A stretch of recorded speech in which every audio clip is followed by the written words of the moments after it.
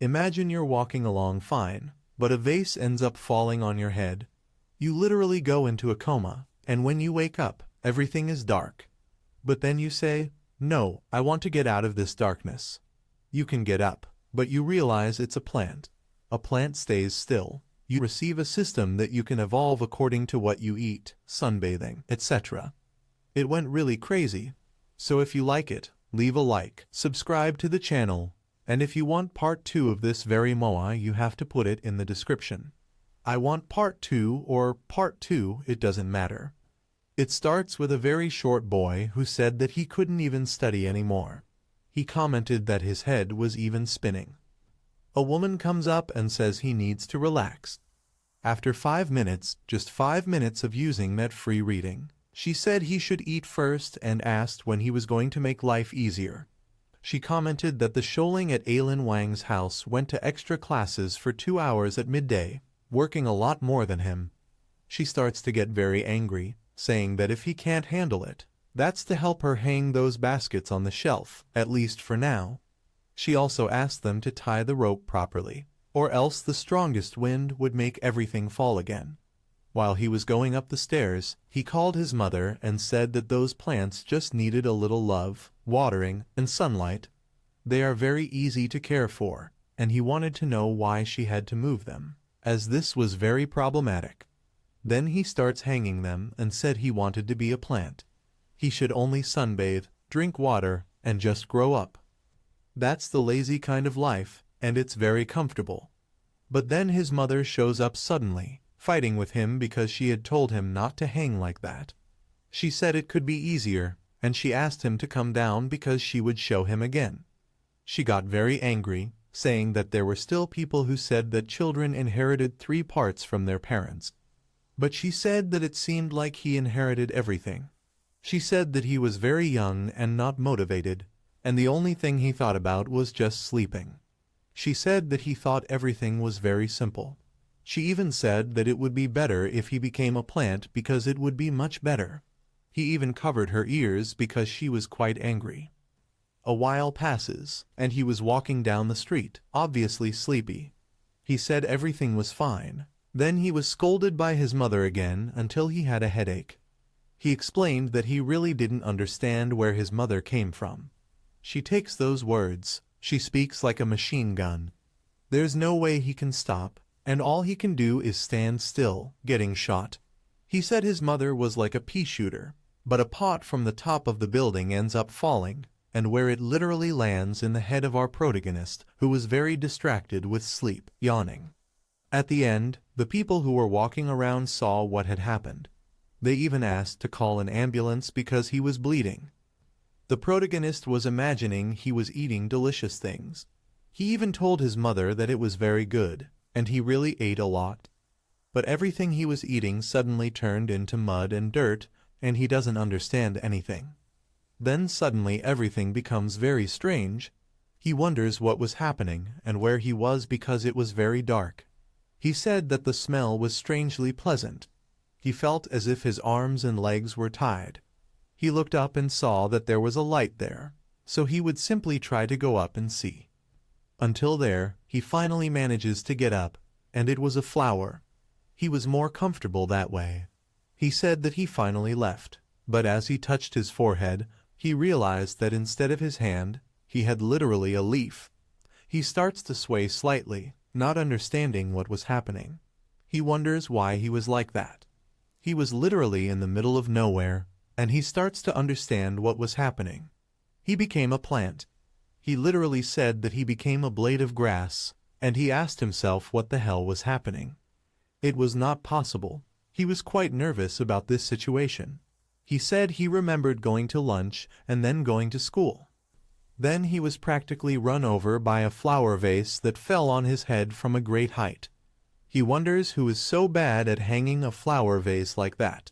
It was so simple, and according to them, this person who couldn't put the vase correctly in a very high place is worse than he was. He hoped he didn't die because of a vase that fell on his head. He wonders if he was reborn with a blade of grass. He said he wanted to become a plant at that moment, and then he remembers that moment when he said he wanted to become a plant.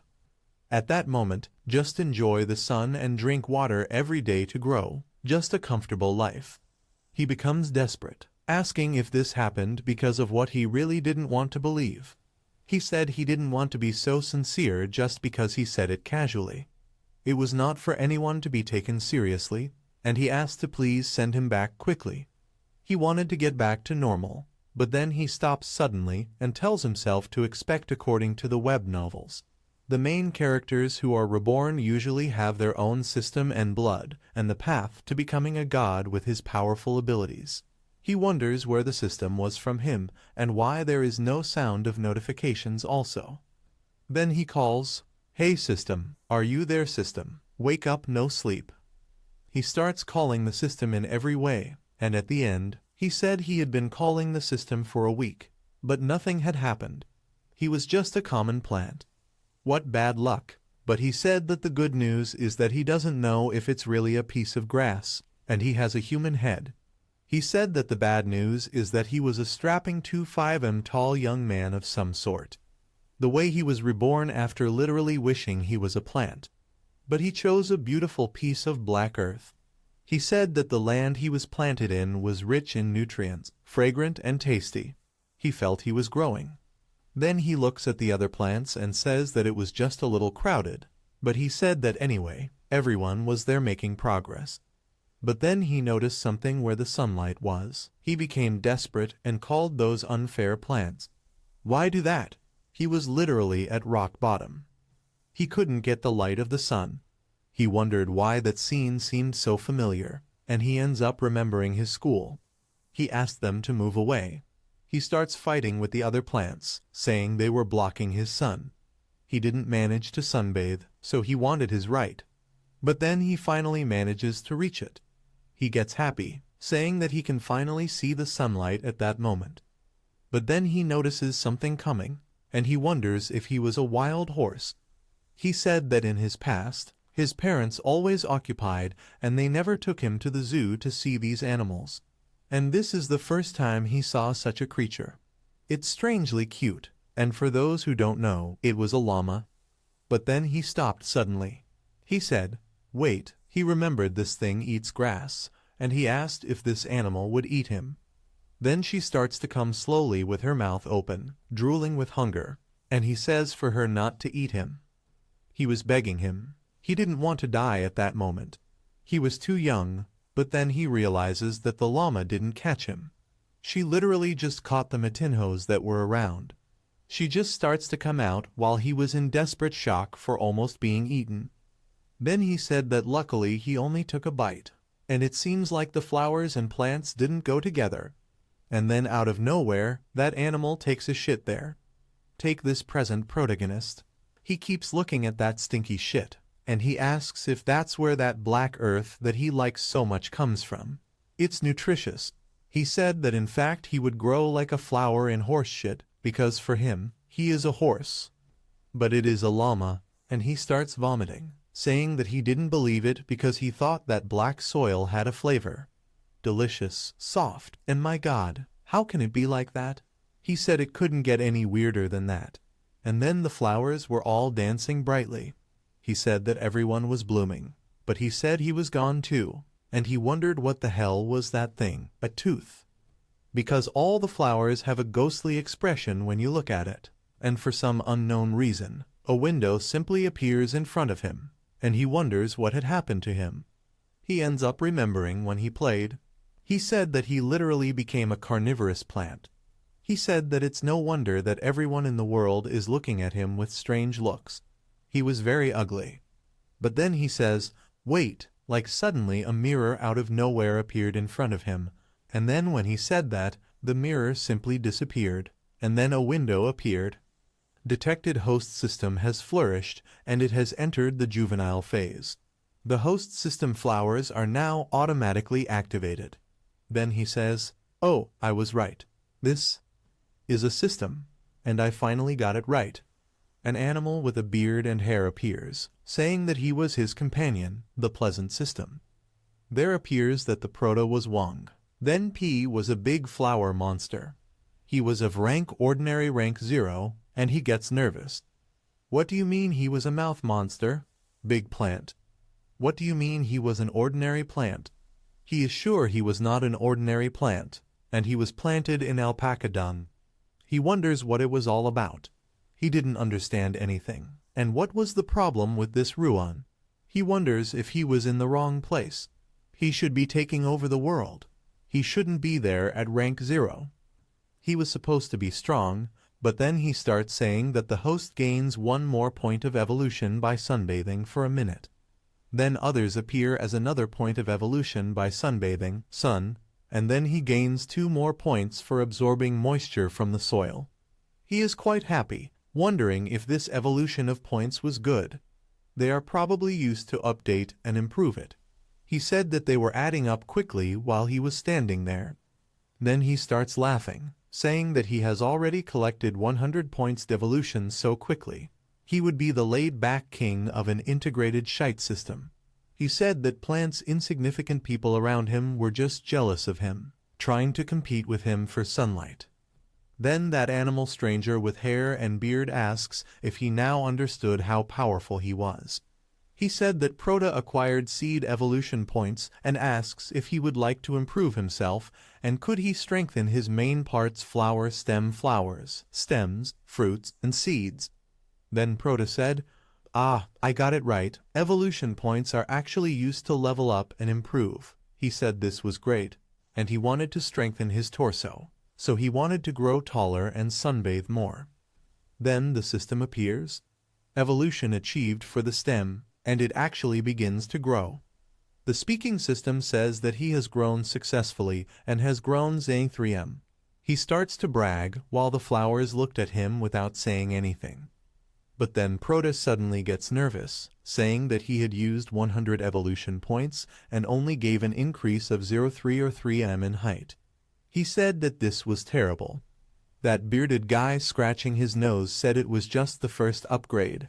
If he could find little time, he could accumulate more points and improve them again. Then Proto gets very nervous, saying that that was very annoying. At this rate, when he would overcome those flowers that were above him. But then when he looks at one little bee was passing by, and Proto says that it was a Vispa, but he asked her not to sting him. Then suddenly he gets nervous, telling her to get out because he didn't have any nectar, and he asked why she was buzzing around him. He wasn't in a good mood, so it was supposed to leak there. But while he was talking, she goes into his mouth, and he ends up eating her. He chews and says, what a strange taste. It gets desperate, saying that he accidentally swallowed her, and he had been alive for 17 years, so he had never eaten anything raw like that, much less a giant wasp. He starts to open his mouth, saying that he had to take it off quickly, and he wonders why he didn't feel any bad taste. But even if he didn't, it was better to get her out of there. He wondered if maybe plants didn't have taste.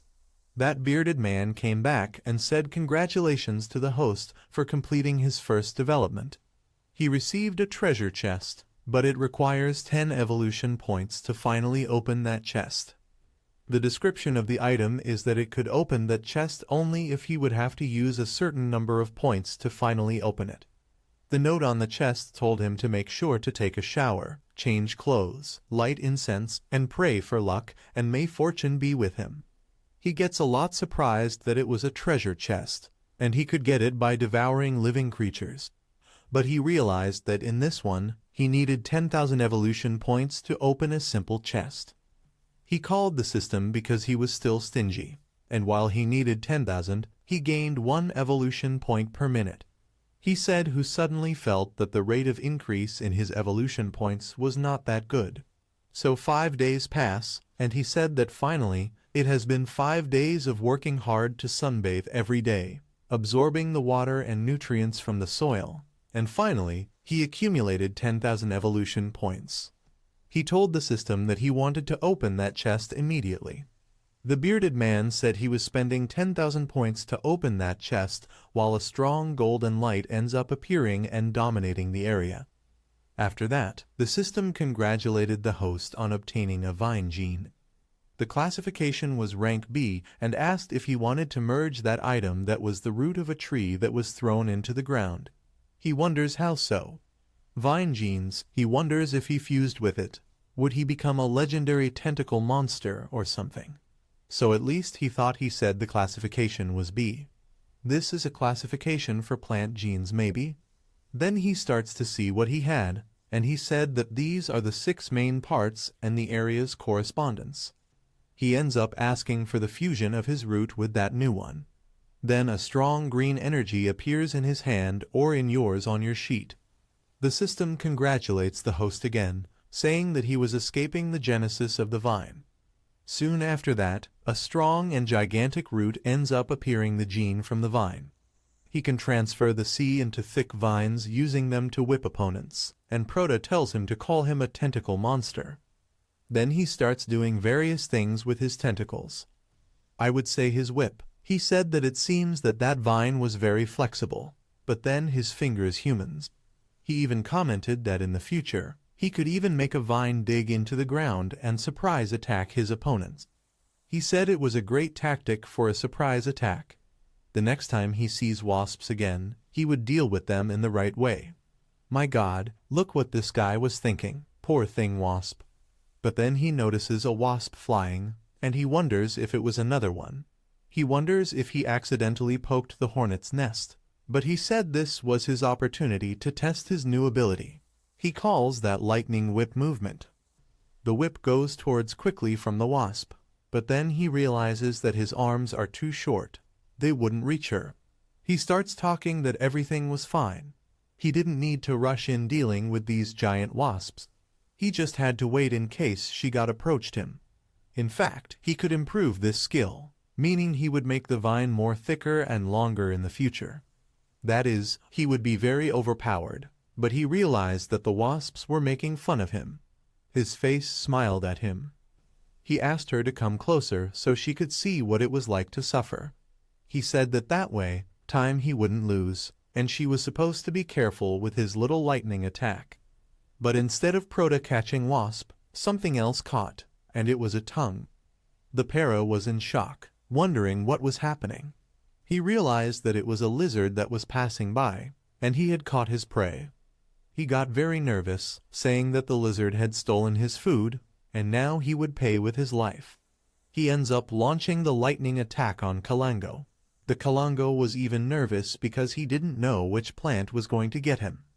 Meanwhile, Silver said he wouldn't escape after stealing his food, but then with so much force that he ends up pulling Kalango's tail, splitting in half. The protagonist's own arm ends up throwing Kalango in his face, making him spit out blood. He was quite nervous and scared, and Prota commented that he forgot that lizards could let go of their tails. But he said that it was better than nothing, and he ends up eating the poor Kalango's ass. Then he said that the system didn't give any hints. It seems he could only get the chest reward by eating more living creatures. Complete. He said that there is nothing he can do. There were very few insects there, and not even the only fly appeared there. There were also many piles of manure around where a week passed, and Prota had just caught a beetle. He put the beetle in his mouth slowly until the system congratulates the host and asks him to please open the chest. But for that, he had to have 10,000 evolution points to be opened, and he asked if the prot would want to open it. But the PR was very nervous that he even drooled. He said that he swallowed a dung beetle thinking it was a treasure normal. He commented that he was basically a corpse flower trapped in alpaca dung, and he was no longer there, caring about nothing. He asked that like a flower, he was supposed to open this treasure right away, and he got nothing no less than 20,000 evolution points. Silver said that he was like a flower, although he ate many rolls. Shit. He asked why he still gets evolution points, but at least he didn't lose everything, and he gained 20,000. He said that at least if he obtained plant genes, be it a large caterpillar or a big-headed fly, green, he would eat it right away. That guy says again that he was a flower stem, not an eating item system, and he said that the less he eats, the better the results will be. The PR simply doesn't say anything, and the Kalango on the other side was even running. The black guy said he touched his what, and he still dared to go back there. Proda said he would regret it and started attacking his ability. But suddenly, another tongue appears, and another type of animal appears. It was a giant frog that ate Kalango. Proda, it was very tiny compared to that monstrous giant frog. The frog jumps, apparently heading towards Proda, who said that frog was huge. He wondered if that guy wasn't chasing that little lizard just a few moments ago. How could he suddenly turn around and attack him? He wanted to see if that frog could take a beating. Then the prod ends up giving the frog a root in the face, which ends up falling on its back, all messed up in the ground, but the frog gets up furious with what had happened to him. Eyes were even red, but Proda punches the frog in the face again, which ends holding Proda's root. Proda obviously tries to pull it back, wondering what that frog was. Grand could actually turn his body into stone. Practically, how could he know how to control his vines? He wondered if that frog was some kind of genius or something because he was an animal. He was supposed to be dumb. Instead, the frog's tongue ends up wrapping around Proda, who was observing the situation without being able to do anything. He said that that was a toad spirit. That couldn't be true. He was actually trying to fully unearth the protagonist, and Sapo was actually managing to pull Proda out of the ground. Proda says that it hurt a lot. It felt like his body was being torn apart, and he wonders why it was so painful. He said that the flowers also felt pain, and he starts to think that in the past he sometimes discounted his anger at Flores Silvestre dos Campos, and they probably should have felt the same pain too. He said that this could only be heaven's punishment since he had done it too, and he said that everything was over. He would actually be uprooted, and leaving the earth will definitely lead to its rapid disappearance. Possibly it. He said he didn't expect to die so young, but then he realized something. He realized there was a frog going crazy, and he wonders what that lizard was doing there until the lizard makes a sign of silence for Proda to stay quiet, and Proda doesn't understand anything. How come the animal is doing this, telling him not to make noise? What kind of cruel world he crossed? All the animals there had high intelligence. He sneaks slowly and simply jumps on the frog's head. Suddenly it opens its mouth with its fierce teeth and ends up biting the frog's eye. The frog consequently ends up letting go of Proda and screaming. He simply falls backward while Kalango jumps over the Proda, puts the sheet in your face. Bro, it's a bit strange to say this, but he literally put the sheet in your face, and he ends up raising his roots, his skill, his hand, and he was quite nervous about what he had woven. He ends up catching the frog and lifts it up like it was nothing. He ends up throwing the frog as far as possible to hit the ground. Then it keeps swinging and throwing the frog from one side to the other, hitting the ground. But he realizes that the frog was trying to escape, and Proda tries to catch him, but he can't since he has a limit. He said that he had better run fast because next time he wouldn't survive, and said that he wouldn't bully the flowers again. He gets quite angry, saying that if one flower is very fragile, it is dangerous everywhere. He almost lost his life to a frog and wonders if he could return to his human form. Then out of nowhere, that Kalango simply appears again, and he asked what the problem was. He wanted to know if Para wanted his forgiveness because Para said that thing was brought there because of him. Then the frog starts to pick up that mud and help Proda. Proda starts calling Kalango a rogue, saying that he really became intelligent. He asked if he really knew that well. Considering that he helped him, he would get rid of that frog since he replanted him, and he wouldn't fight with Kalango anymore. Kalango is very happy, and Silver starts saying that that guy looked like understood what he was saying. He understands how to use the environment against the enemy and help replant flowers. That wasn't normal, right? He didn't even know if he was speaking human language at that moment, or maybe the language of Flores. But then Proda realized he was leaving. He didn't even say goodbye to Proda to say he thought he finally found a friend to talk to. But I think he was wrong, and he's left alone watching Kalango leave slowly until he simply catches an insect that was there. Kalango simply turns around and goes back to Proda. He simply flicks Proda on the cheek, who doesn't understand anything. He said that he splashed him with his saliva, and he simply stuck out his tongue and showed it, showing the beetle he had just caught. He said whimper, or in translation, whimper, but I don't know if it should be a noise. But then he shows tongue again, but pointing his little finger at beetle, and the black guy asks if he was waiting for him to eat a beetle from his mouth because he didn't want that. Kalongo just makes a cute face with his tongue out, showing that beetle, and the prota says, "Oh man, I can't believe a little lizard tried to feed me. Okay, you can put the beetle on the ground, and I'll take care of the rest. I won't touch your tongue." Then the beetle comes closer to the prota, showing it on his tongue. Man, this is really good. Then prota ends up taking it and saying that it doesn't matter burrows the dung, they eat it, and a little saliva wouldn't kill it. Evolution is more important. The level's rise really mattered more than nonsense from a goon's saliva. Then that bearded man appears again, talking to the protax that by devouring a small beetle, he received a chest of random treasures and asks if he wanted to use it. 10,000 evolution points to open. Then the beetle is a little left out because there was a lizard there. The PR explains that it was a small gift from Huang, and PR explains to Kalongo that he got that treasure chest because of the gift he gave. He ends up asking Kalongo if he should open it while Kalongo is without reaction. The intelligent man just observes the situation, and Silver said that it looks like he overestimated a little his intelligence. He asked Kalongo to say just open it or don't open it. Then Kalongo says you can open my friend, and the prota say did you hear that man, so now you can? You can open it, and the screen appears because he had just won. He won the plant gene was rank B, and the system asked if he would like to do the merge, and prota gets excited, saying that finally it wasn't just evolution points, and he ends up petting Kalongo, saying that it wasn't bad at all. He was very lucky. He explains that even though it is the same gene as Vinny that he already has, there are options for update and add. It explained that it was almost uprooted by the frog as it didn't have strong enough roots, and he said that like a flower, he chooses to add a new vine, and the man ends up merging with it to become much stronger than before, and the system congratulates because the host finally managed to make the fusion. He could turn that vine into some cool things to finally fight his enemies, and Prota said that he couldn't be a little more generous and give a thicker one because that other vineyard was very small.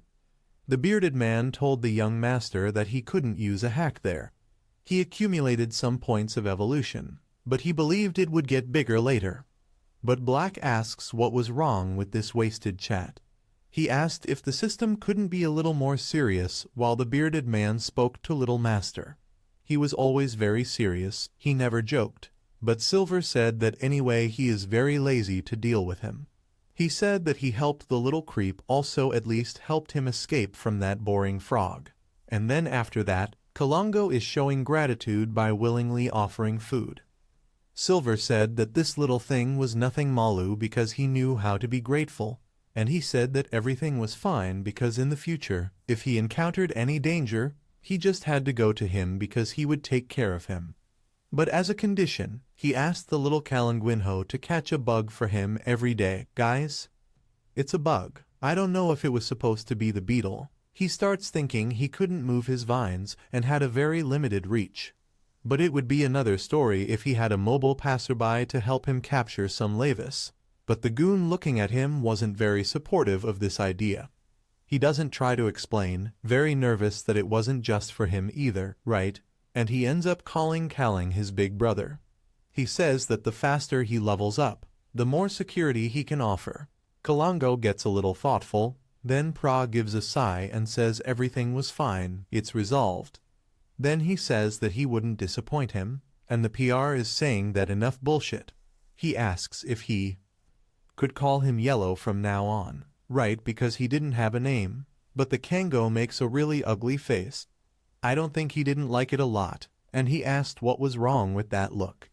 Maybe if he didn't like the name, he at least told Kalango to blame his own appearance because he's yellow, but he said it didn't matter. He was one of the best in his high school rocket class, and he even gave him his name, and he was still complaining. A few days pass, and the system congratulates Prota. He got a rank B item, and it was obviously a type of a plant. The system asked if he would want to do the fusion. Proto was quite happy, saying that the yellow one really was his pet.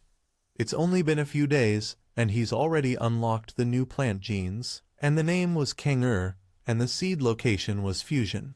But he wonders how he used it. But even before he says something, the bearded man ends up activating the fusion, and the system congratulates him again for using the Kang to gene fusion.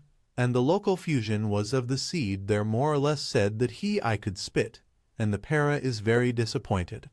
What do you mean spitting won't cut someone's throat too much?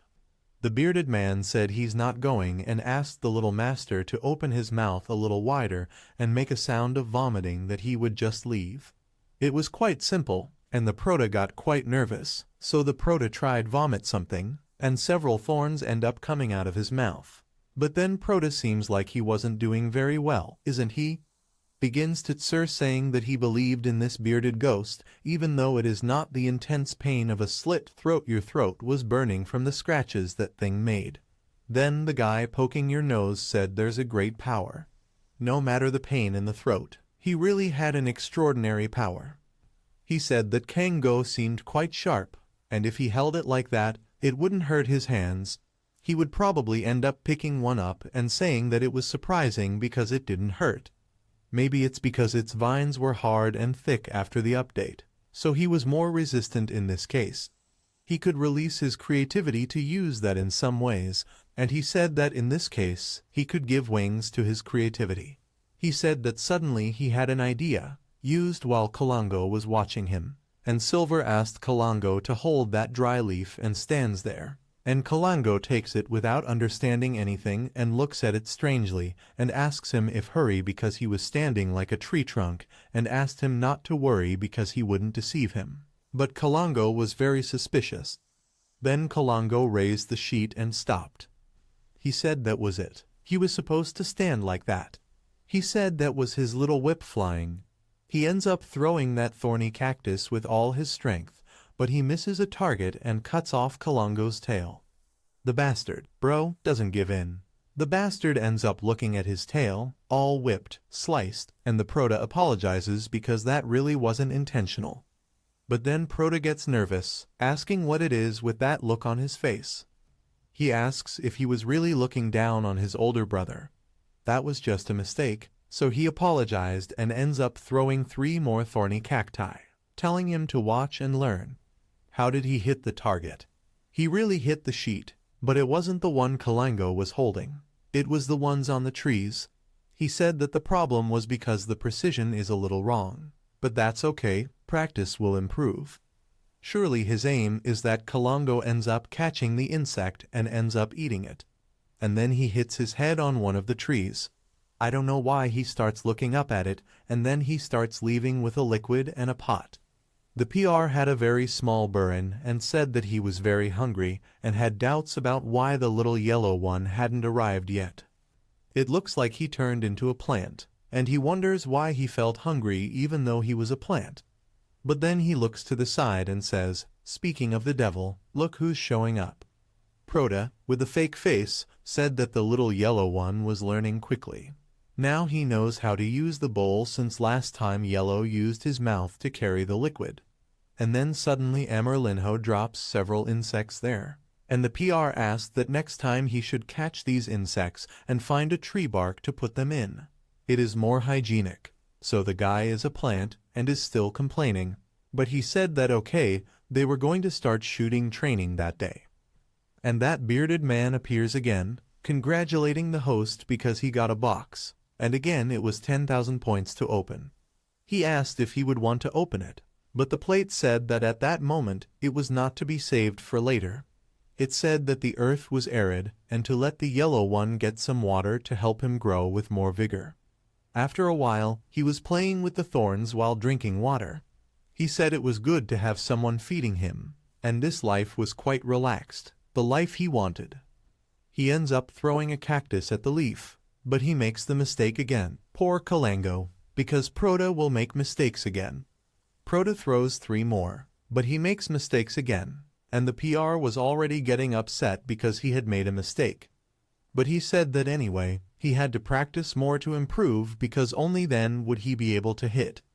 Proto tells the yellow boy to get all the ganger together again, and the one who was watching the two was that frog. He wanted revenge. Amerlinho was collecting again, but the frog was right behind him, and he wasn't very happy. Not to shout at Yellow to be careful, but he is attacked, and the frog's tongue ends up catching Amerlinho. Proto didn't know what to do while the frog slowly swallowed the yellow one, his little friend, his companion, his brother. Proto gets so angry that his eye turns red. At that moment, little Yellow was in the frog's stomach. He didn't know what to do, and he was still holding the ganger. He starts to simply place the ganger in the frog's stomach, and he didn't even want to know. Obviously, the frog feels his eyes widen, and he starts trying to spit everything out, but he doesn't. Not only that, he can finally get that ganger and the yellowness out of his mouth to understand that he spat out again, and he wonders what was going on with Yellowy. I wonder if he had a bad taste because he had already eaten it once. The frog ends up attacking Amerlinho from inside, while Amerlinho fell with his hands. Gangers along with the Proto commented that he once saw an online video of a frog swallowing an insect that farted. Just that. Then he finished with this insect's pins, and he starts saying that frogs eat something poisonous. What if they eat? They roared out of all this to clear their stomach. And he said that they would probably that's why, since Amerlinho was holding the Kanger and Pra called Amerlinho, he asked him to go with Kanger there quickly while the frog was behind him. The frog was quite furious, who ends up giving a super poo. Proto was also furious, asking how he dared to come back, calling him a subordinate because that time he wouldn't come out alive. He ends up giving a whip, but the frog dodges and ends up holding the root again, and he throws his tongue out to try to catch the Proto, but he realized he couldn't reach the Proto. He starts saying that he was trying the same move against him for the second time. It was obvious that it wasn't going to work, and he asks if he hadn't noticed the changes he had during that time. He said that his vines had become longer and stronger too, and he ends up tying the frog. The frog even tries to free itself, but he couldn't manage it.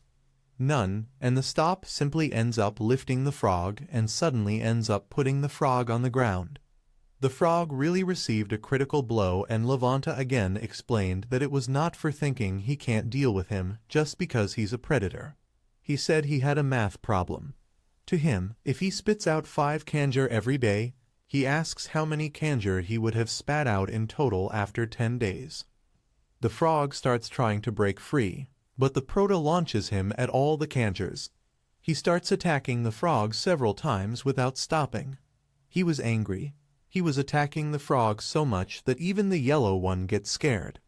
Then Proto lifts him by the leg, asking if he wouldn't recover this time. He starts tearing the frog apart, saying that even a big guy like that was knocked down by him, and he didn't expect Kang to do this to help him kill an enemy by hand. Otherwise, he couldn't have swallowed it. He ends up calling Amerlinho because he was going to share a gift since they were friends and they would eat together. Amerlinho was very happy, delighted that he had 1 silver. He said it tasted really good. He just wanted to know what the system would have, like a new box, maybe, but he didn't. He got no box for eating Yellowtail before, so he has to eat it all, but he was kinda right. And a little wrong appears. 2 boxes that would normally need 10,000 points each, and he said that it really worked. He got 2 boxes and not just 1, and he wonders why he didn't gain anything when he swallowed Amerlinho's tail last time, but that time he ate some pieces of it. Big Frog, he got 2 boxes, and the bearded man said that judged by the system that animal was killed by his hands, and that creature was eaten raw. And he said that for small creatures, the host can swallow with 1 bite. There is a 100% chance of getting a box, since smaller creatures need to be chewed. That chance of getting a box, however, also depends on luck. And he said that if luck was very bad, even if the host ate the whole frog, literally bursting his stomach, he could keep a box. and it appears another message congratulating Fentel again. He got another box and Prada is very happy with the 3 boxes he had won. He said it meant his luck was extremely good, just a few bites he managed to get 3 boxes. But that guy had a strange look on his face and said that with great luck he would get a bite by little friend in quotes, and Proda doesn't understand and asks what he wanted to say, while the guy said to look at he was even feeling disgusted with his master. After a while they both had a ball in their stomachs. He said he couldn't bear to eat anymore. Even Kalango was into it, and Pra calls the system a canine asking if he was doing it on purpose. He said that since he said that sentence before, it didn't even break his stomach, resulted in a box. That guy said that this was a problem with his luck and had nothing to do with him, and asked if now he wanted to open the boxes, but the plate said no, he didn't want to. He had no interest in opening them box at that moment, and he said that there was still so much left for him to eat.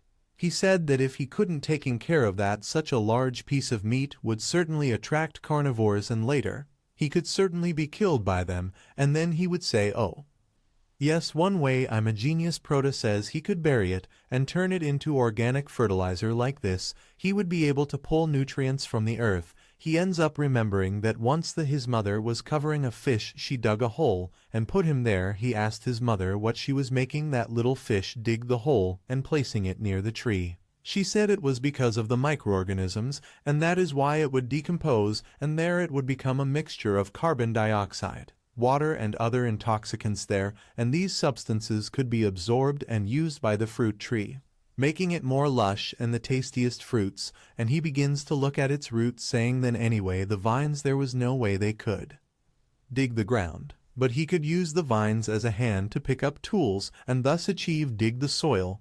But the problem is to find some suitable tool for digging, and where could he find one tool like this, like a shovel? He was in the middle of nowhere, and he didn't even know if he was in the normal world where he had human beings. He called Amerlinho asking for help. He needed to find thick branches and thin stones, and even if they are flat.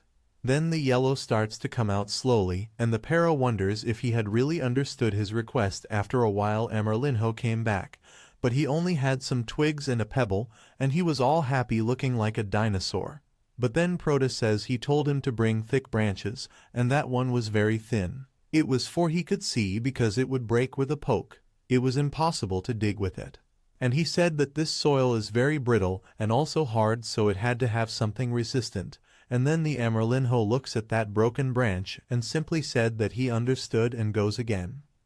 Proda said that the grass was clean, but when he was able to get some land, he said that it must only be shit of a dog is not possible, and the yellow one comes back, but he didn't have a branch. He had a trunk of a tree, practically, and he asks where he got this huge trunk. In fact, how he was able to carry it. That's when he puts the sheet in his face and says that it looks like he overestimated the little yellow one's intelligence. But then he realized he had a sharp bone and an arrowhead, and he was shocked.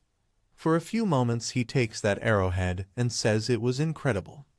It was actually an arrow broken. It was obviously a little rusty, but the finish was still great. He said it could, at least there may be humanoid creatures on that continent or in that world.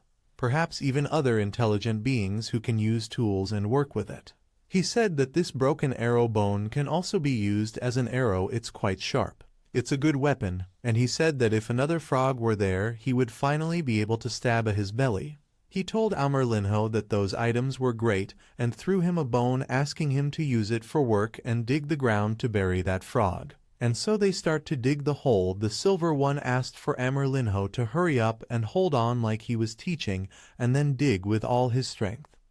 After a while, they had already made a giant crater, so he said everything was fine. For now, it was for drag the uneaten parts of the big bullfrog into that hole, and the little yellow one does that and starts trying pull using that frog's tongue, and after that he was jumping on the dirt mountain. The silver one starts looking and say that he couldn't smell blood, so it probably wouldn't attract carnivores that way. But the purpose, he wondered why he could smell blood. The TM Alphato plants will appear several system windows. He got point of evolution. He was concentrating and said that it seemed like nothing changed him. He just kept getting points for sunbathing, but he said that maybe he should be a little patient. Takes a while for the microorganisms to decompose the bullfrog's body. But then he remembers that he hadn't opened those 3 boxes, and he told the bearded man that he wanted to open them, and then that bearded man told the little master that as there were 3 boxes, he numbered the 3 carefully, and asked which one he wanted to open them first. Prota calls Yellow, and asks which one he thought they should open, A1 A2, or all TR had to do was choose the number. Then Yellow said 2, and then Prota told the bearded man to open it. Slush box 2 as the yellow one had said, and the bearded man congratulates the host. He got a new gene. The prickly gene was rank B, and the fusion type was the cull, and asked if he wanted to merge. The Preta was all happy, saying that Emerlinho was really very lucky, and asked to use the fusion while the bearded man took out his magic wand. He said fusion, and Prota realized that now his whips were made of thorns. He was very happy with this new skill, and said that he was now a real whip lightning, while the yellow one was very scared. The silver one ended up testing it, and it was really very strong. He said that that power was incredible, spectacular, and would probably be enough to seriously injure the frog with a single blow. And then Prota asks the yellow one again, so he can go there, because there were still 2 boxes, number 1 and number 3, and he was supposed to choose, while the little yellow guy was talking that he chose number 3. But when he opened it, he only got 20,000 points from each of them. He said that 3 boxes only 1 skill, so there was a 33% chance. But he said he still well. The little yellow guy had a better chance than him of being able to open one of the boxes and find a skill. He said that with Kang go along with if thorny powders and broken arrows, even a sharp bone, his self-defense improved a lot. Some time passes and our little yellow one was running from a frog giant. Prota told him not to worry because now he was going to test his new ability, and the frog is totally grabbed by Prota's thorns, which in the end ends up breaking several pieces of flesh. Using that arrow spun by Prota, Yellow said that it was time to eat, and the 2 started to eat the meat, and they were very happy to eat that meat. But Prota notices something about him.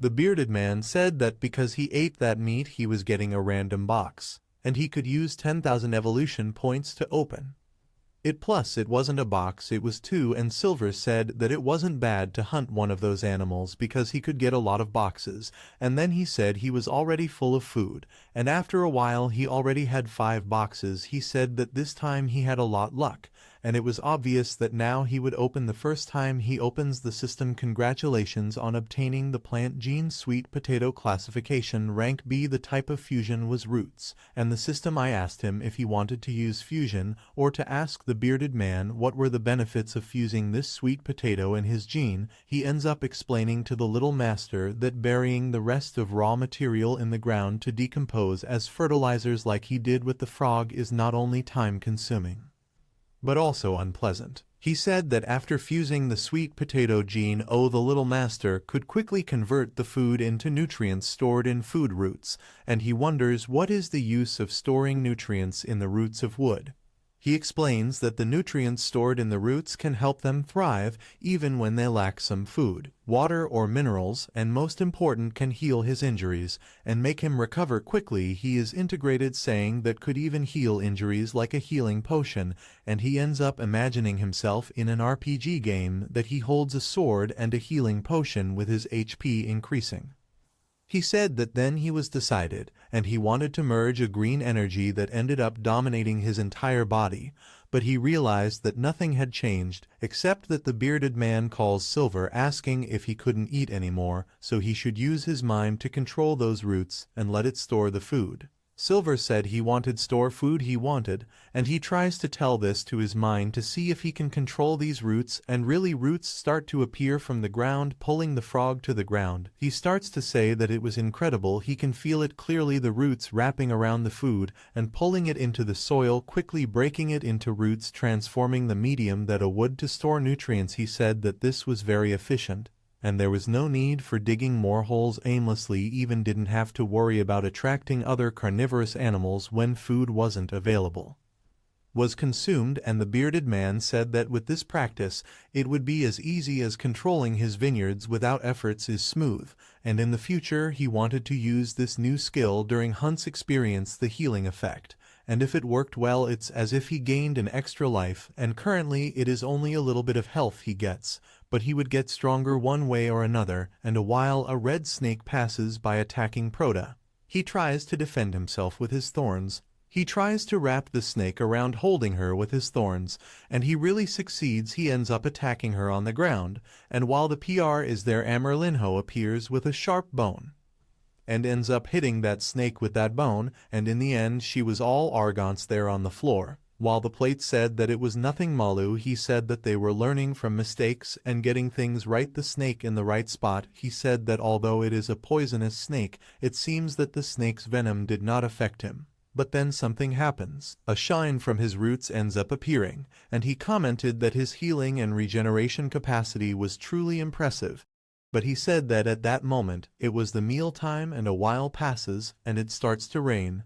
The guy even commented that it was raining, and it was the first time that this happened, while the bearded man had a pink umbrella on top of a box, which he ends up using his thorns to kind of make a roof, and he said he had already finished eating, so he would help the little yellow one sheltering from the rain while he continued eating, and the guy said that he was starting to feel him.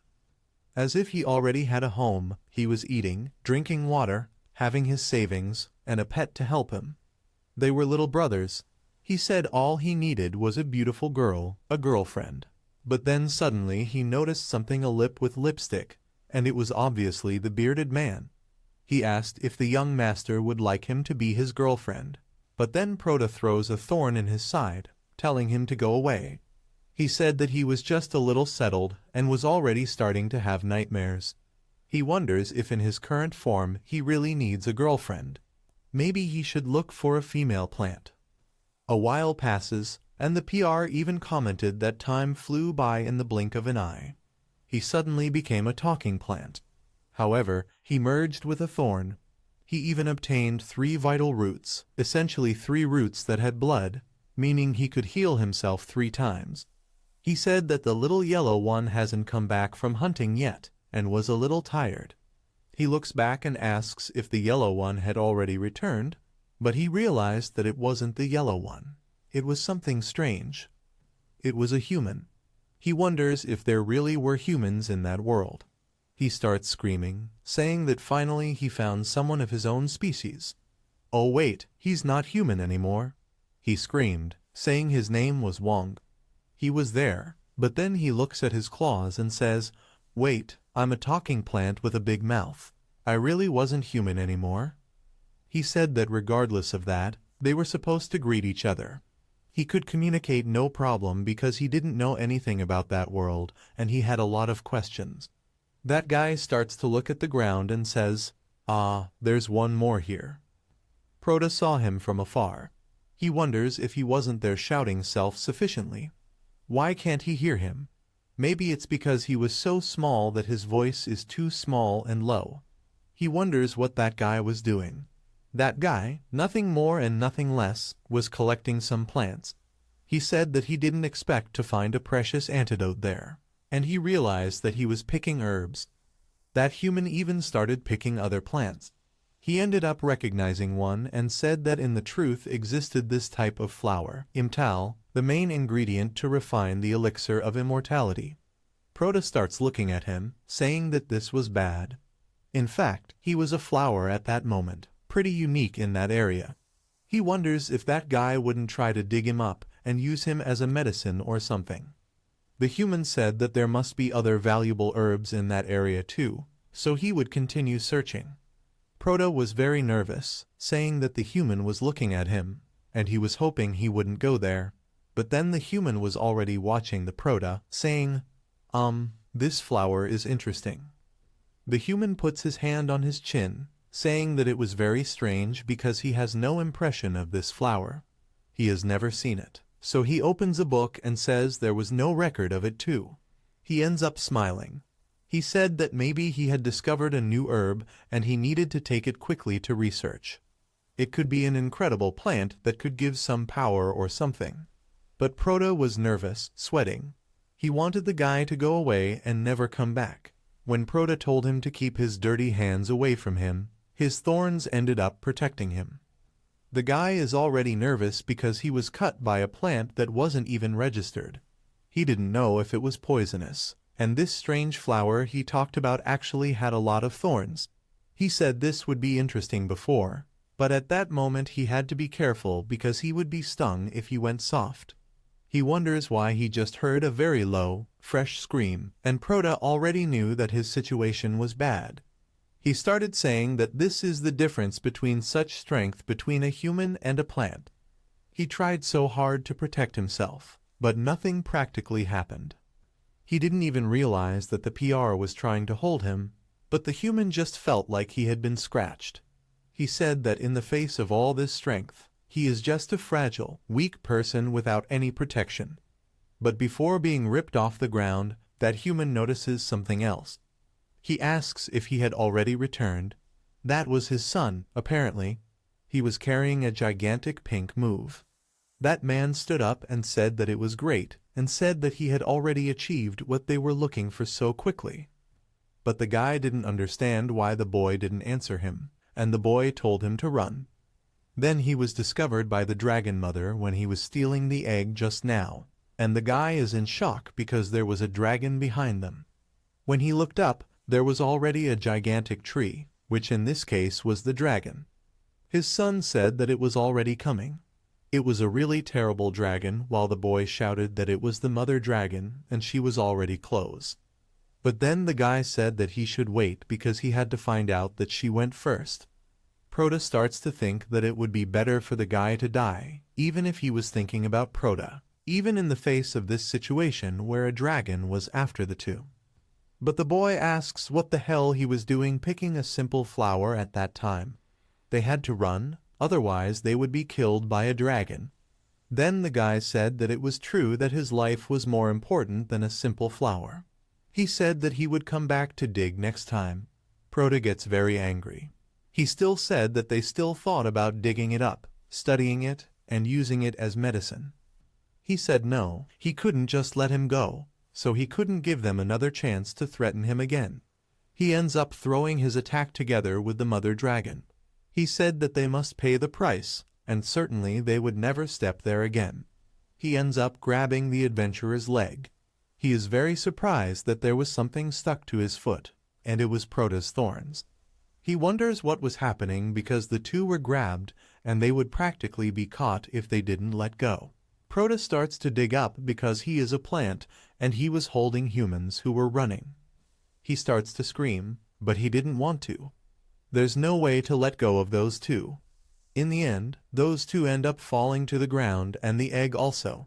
The egg rolls away and ends up entering a bush, and the mother dragon wasn't happy at all. She was nervous. That guy said something made them stumble while the boy asked where his dragon egg was. The mother dragon was right on top of them. They practically start screaming for help while the guy told him to run as fast as possible because they would be caught. But in the end, they both end up being captured by the mother dragon while they were asking for her to release him, and the other asked someone for help. The boy didn't know what to do, and he ended up taking his sword. He ends up cutting the mother dragon, who ends up screaming and consequently releasing both of them. The father is even surprised that they were released and they end up falling to the ground, but this made the mother dragon furious even more. This time she went towards them to bite. In the background, Proda said that she only heard one. "Oh, I don't want to die," and he wondered if they both finally died because he killed them indirectly anyway. Because if it weren't for them having arrested them and holding them on the leg, they wouldn't have died because they were going to escape. He was quite nervous looking at his hand, but he starts to think that if they had escaped, they would certainly come back to dig him up. Consequently, he would die, so he was just defending himself. He had to keep fighting to stay alive. There was no way. But then he realizes something. The dragon egg was very close to him, and he wonders if when the mother dragon returns, she would step on him. But then he realizes she was coming, and she quickly passes by his side. He watches her leave without understanding anything while he then looks at the egg that was in the bush. He puts the leaf on his forehead and says that it was just coming out and leaving the egg behind. He starts to scream, calling her, "Aunt, your son is still there." He was commenting, "It's the first time a dragon has become a mother, so maybe that's why she was careless, just thinking about killing the dragon. Enemy and feel good, but he wasn't still after the egg. He said to be careful not to break it accidentally, the egg, and he was going to try to get that egg, but he realized that he couldn't. He was too far away and he couldn't reach. But then our little yellow one suddenly appears and he keeps looking at Proto and then looks at the egg. Proto ends up calling the little yellow one to try and get him to push the dragon egg towards him. Proto ends up calling the little yellow one to try and get him to push the dragon egg towards him. That's what Amerlinho started to do, exactly that, but apparently he wasn't able to push the egg. It was very heavy. He tries to try, but he ends up getting tired. Proto then asks the little guy to look for some stones and thicker branches, and then it was to do that. This is the principle of leverage. He said he knew that he didn't understand, but he just had to do what he was saying. After a while, Amerlinho appears with a stone and then uses the stick between the stone and the egg to push himself. He starts to exert a lot of strength while Proto said he was supposed to succeed. He could, he was strong. He actually succeeds and ends up falling to the ground while the egg goes towards Proto. Then he takes advantage and rolls the egg with its vines. He wondered how he was going to deal with this dragon egg. It was so big that he couldn't even handle it. He couldn't swallow it. He starts to think that if he could break the egg, it would spill everywhere, and he still couldn't eat it. He couldn't swallow it alive and couldn't break it. He starts to go crazy because he had a delicious dragon egg in front of him and would probably attract other carnivores. He wonders what he should perhaps absorb with its roots, but all of its 3 root blocks are already full and cannot fit more. But then he realizes what that noise is. He can hear a cracking noise. The egg starts to crack. Proto said that there was no way it wasn't possible. He wonders if there would be a baby dragon being born there. At that moment, when the egg ends up breaking, it was a half-humanoid creature. It was very strange because he was expecting a dragon. Silver wondered what was happening to the dragon egg. What do you mean a girl was born, and as she had clothes right after she was born? It didn't make any sense. He saw that she was crying. He said that if a 2m tall man can turn into a flower with a big mouth, then I guess it was possible for him. He also commented on the horns on her head, which must have been dragon horns. She even had a tail, maybe it was the dragon's tail, and this was a baby dragon. So there was this. She starts eating the eggshell literally, and Proto gets nervous about this situation, saying that she was a silly girl because that wasn't meant for eating. But then he stops for a moment and says that it looks like he's already read some fantasy novels that he later, when the baby dragon was born, ate his own eggshell, and she was all happy until she looked where she was sitting down. She started trying to remove the shell that was on top, but she couldn't. But with so much strength, she succeeds and ends up falling on the floor. Proto realizes that he was in a hole, and that little baby looks at the floor, then looks at Proto, who is staring at her too, and out of nowhere she says, "Mommy." He gets very nervous, asking why she was calling him Mom, while Kalango didn't say anything. He starts thinking, saying that he remembers hearing that birds consider the first living thing they see to be their mother. But he didn't expect not at all that dragon babies were the same way. But he also starts to think that he was a guy. Didn't he have like him being her mom? But she didn't want to know. She hugged Proto, calling him Mom and Mom, while Proto told her that she had misunderstood because he wasn't her mommy and she was supposed to be kind. Calling her a giant baby because that way she could break her waist.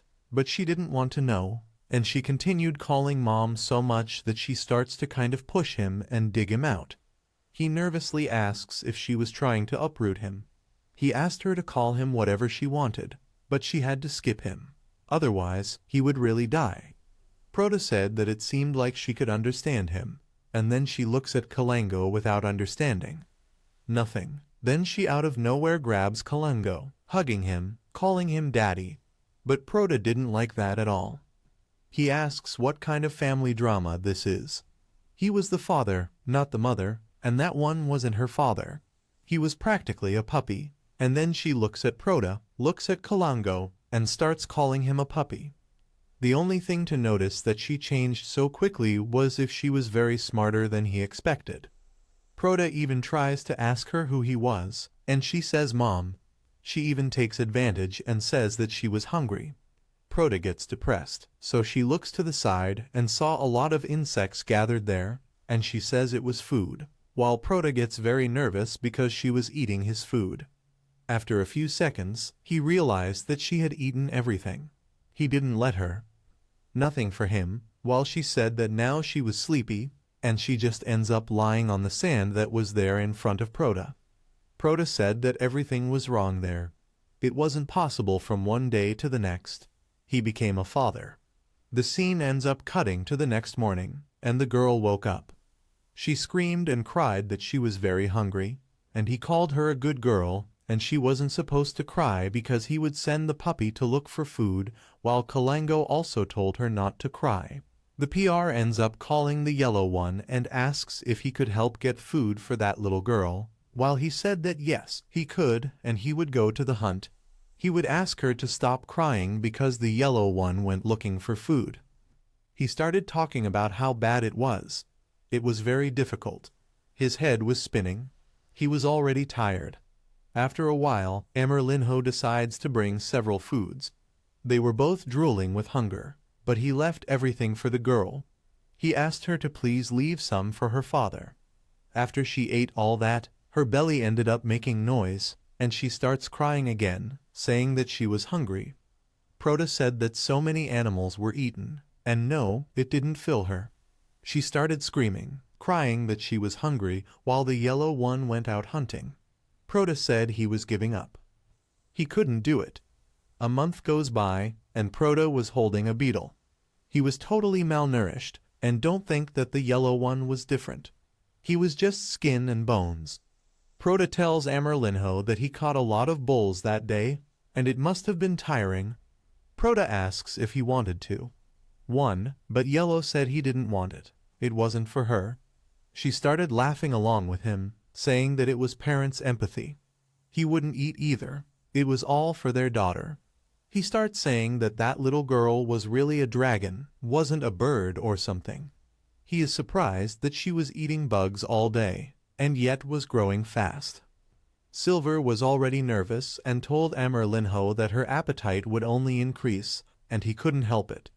He would have to hunt sooner or later. Then Yellow said he had an idea. It was just for them to make a bait and catch a big frog. But Silver said it wasn't very dangerous. Emerlinho said he had King so everything was fine. He told Emerlinho to just be careful and not to be reckless. He ends up sighing and looks at the girl. He said that raising a child was very difficult, and he started thinking about his mother. He finally understood everything now, and his difficulty also made him yellow. After a while, he comes back, saying that he was seeing them there, but Silver said he didn't see any frogs. There it was, a wasp. It wasn't a frog. Emerlinho ran a lot, and it wasn't just one era. Silver was in despair, saying that Yellow used the canger to poke the wasp's nest. The guy is crazy. Proda ends up calling the little Yellow to take his daughter and hide her behind. The stings of those wasps are useless against him, and he could take care of them all.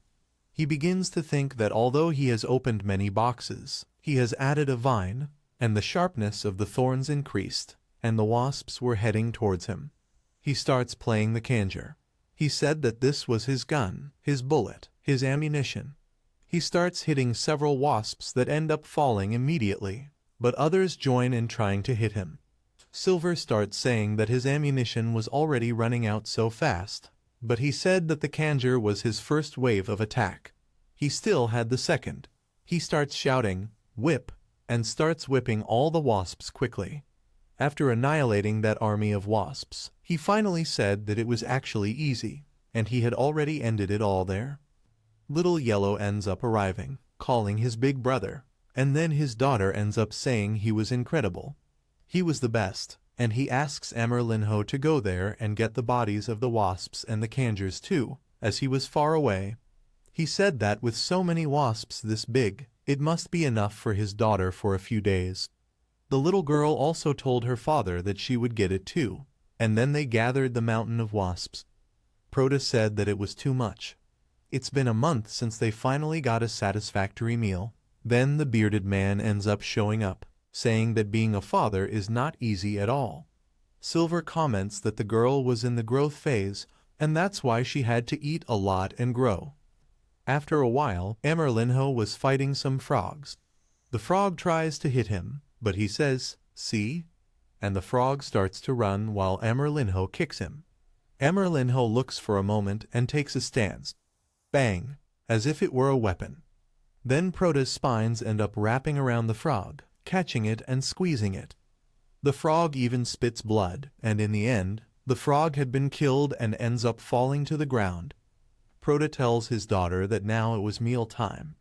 They were updating their diet, no more insects. Now it's time to eat meat. He starts to think that he became very strong, even more so after upgrading his vines again. He could easily crush frogs, and it was very practical and quick. Yellow already starts to cut the frog with the help of Proda, and after the girl started eating, she said that it was very good and delicious. Proda was very happy for his daughter to be like that.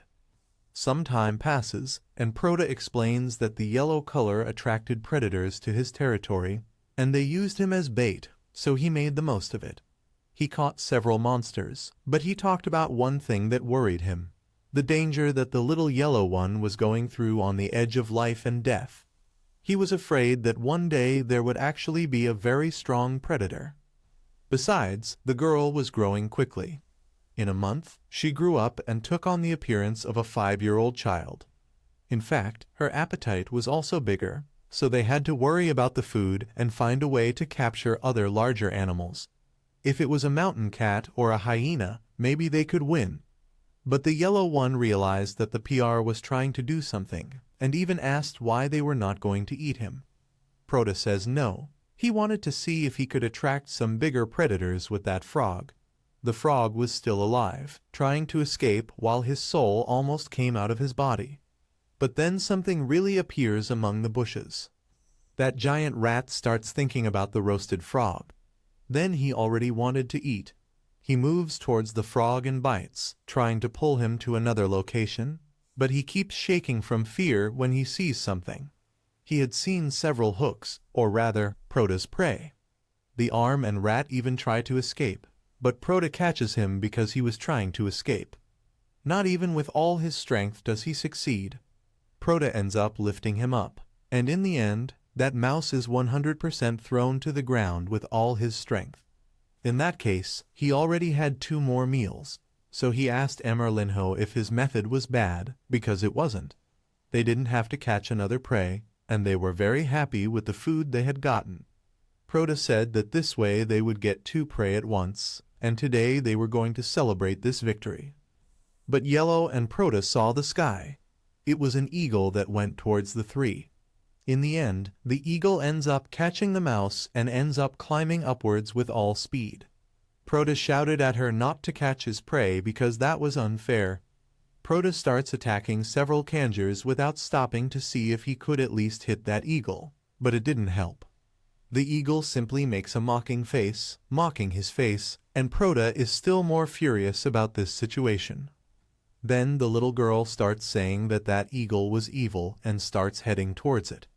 Proda even tells her to stop because she couldn't fly like an eagle, but he is simply surprised with what he had seen.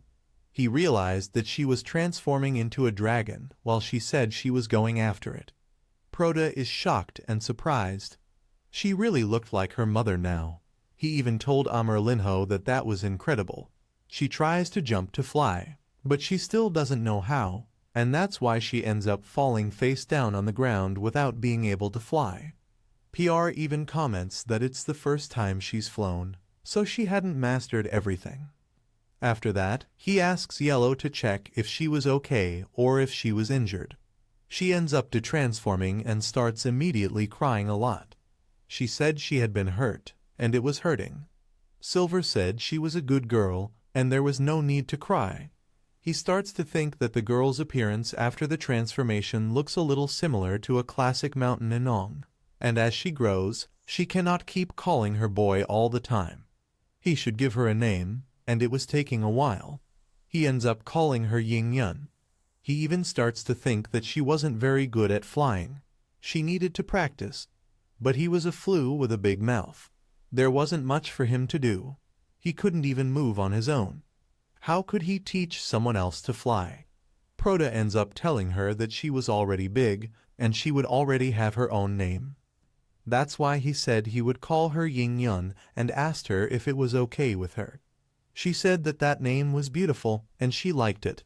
Proda, kind of like her vineyards, said that everything was fine. And from that day onwards, Daddy would help her practice her first flight. First, they would practice how to flap her wings and stay in the air. He asked her to climb onto his arm. After a while, she ends up climbing, and Proda ends up throwing her upwards. With her wings open, she starts gliding, and Proda told her to continue, not to be afraid. She had to keep her eyes forward. Proda ends up remembering that that scene seemed familiar. He remembers his mother teaching him how to ride a bike while she told him to hold the steering wheel firmly and not be afraid. Now he understood the difficulty his mother went through at that time, but he could never return for those days. But then he gets scared because the girl was almost falling, and he asked her to be careful. She ends up falling while Little Yellow was running towards her.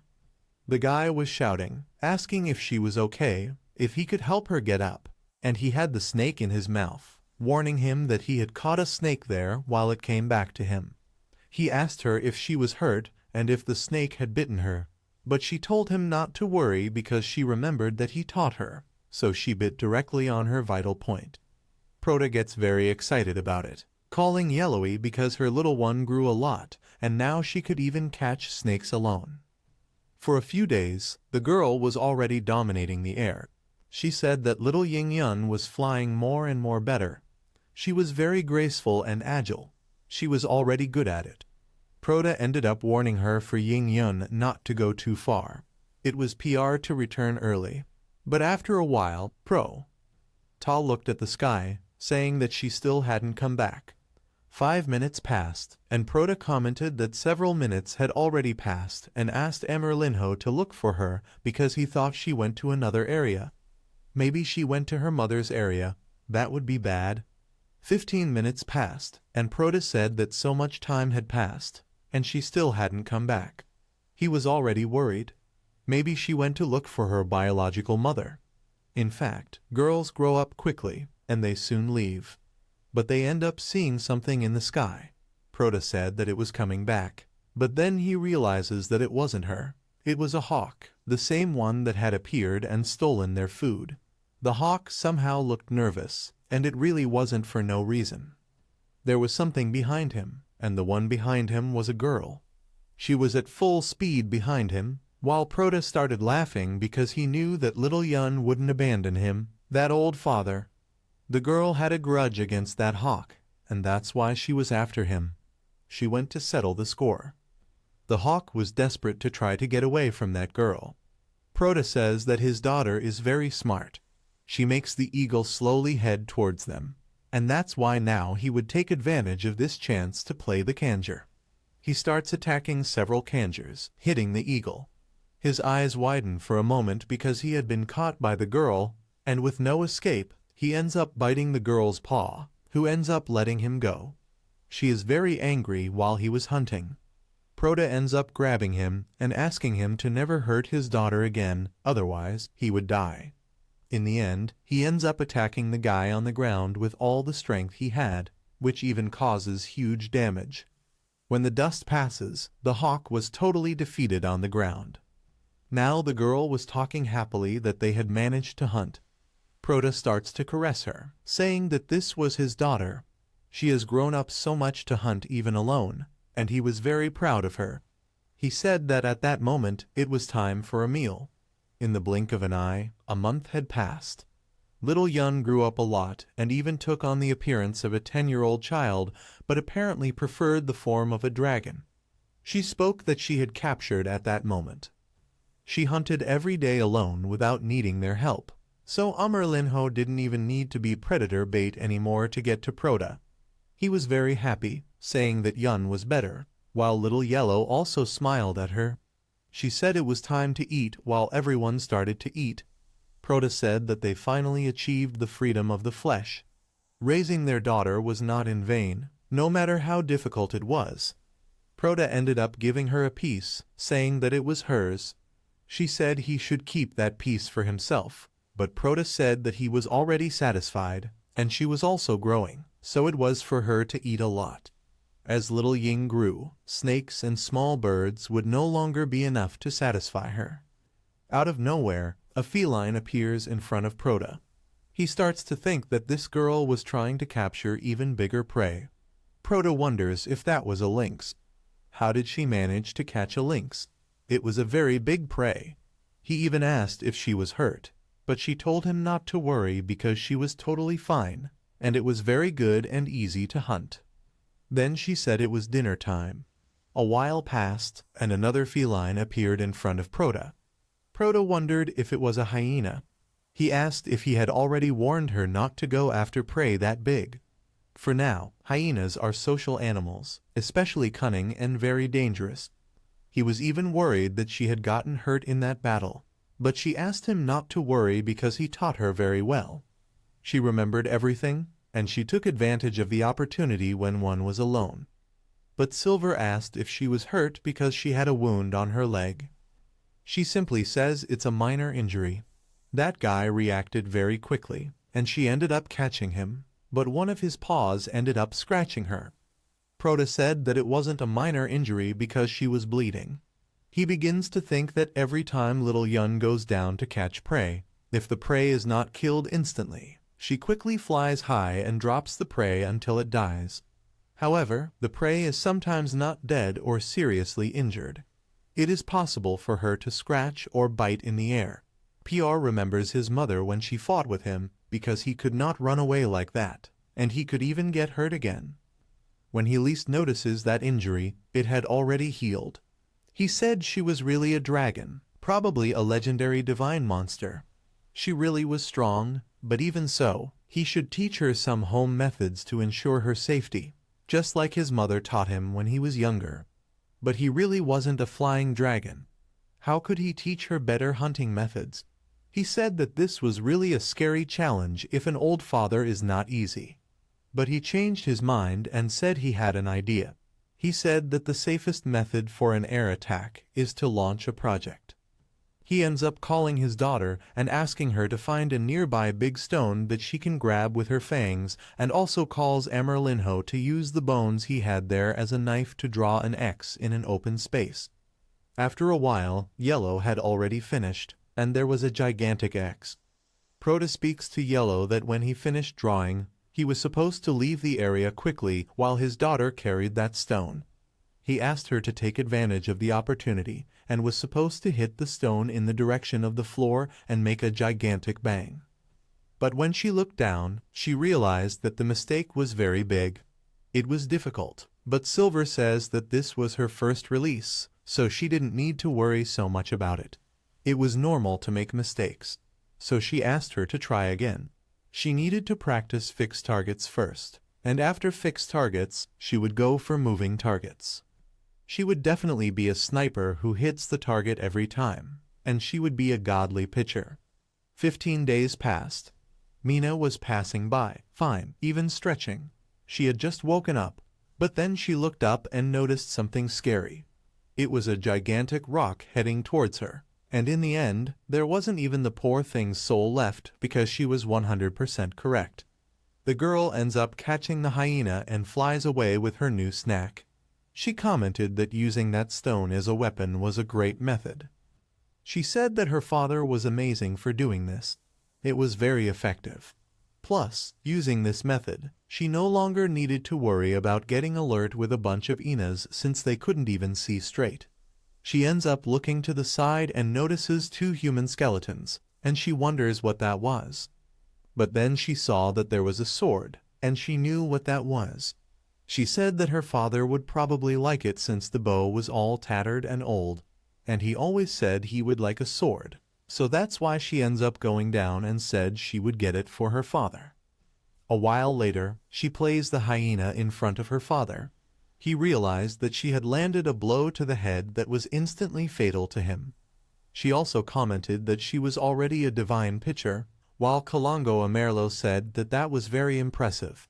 He realized that she was growing very quickly, and it had already been 3 months, and she was already that size.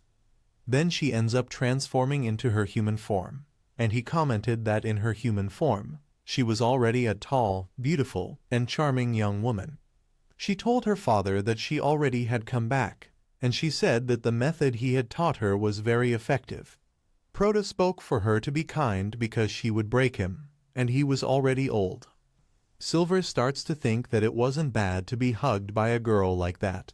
He has never been so close to a girl before. But then he touches himself because he was her father. He said he was crazy thinking about these things. He started fighting with her, explaining that she was a young girl, and she wasn't supposed to hug any other man, not even him. She wonders why she can't hug men. Proto says simply because as daughters grow up, they begin to avoid their fathers, and as children grow up, they start to avoid their mothers. But that girl starts crying, saying she didn't do anything wrong, and he was so fierce like that. She even brought him a gift just to make him happy. Proto feels guilty and starts telling her not to cry. He just wanted to be a little rough with her. He just wanted to protect her, and that's what a father does. He changed the subject and asked what gift she wanted to give him. She explains that it was a great sword, and she wanted to surprise him, so she hid it in the bush for a while. She asks if he would like it. Proto said that of course he would like it as long as it was a gift from her dear daughter. But he tries to take it. He said that it was quite heavy, and he wanted to see what kind of heavy sword it was. He starts to hold the sword, even though it was shaking because its branches weren't that strong. So he starts saying that it looked cool, and he even comments that that sword looked like one of those humans who were gone. Then she asked if there was anything else where she had found it. She explained that there were 2 human skeletons near the mountain, and the sword was piled on the skeletons.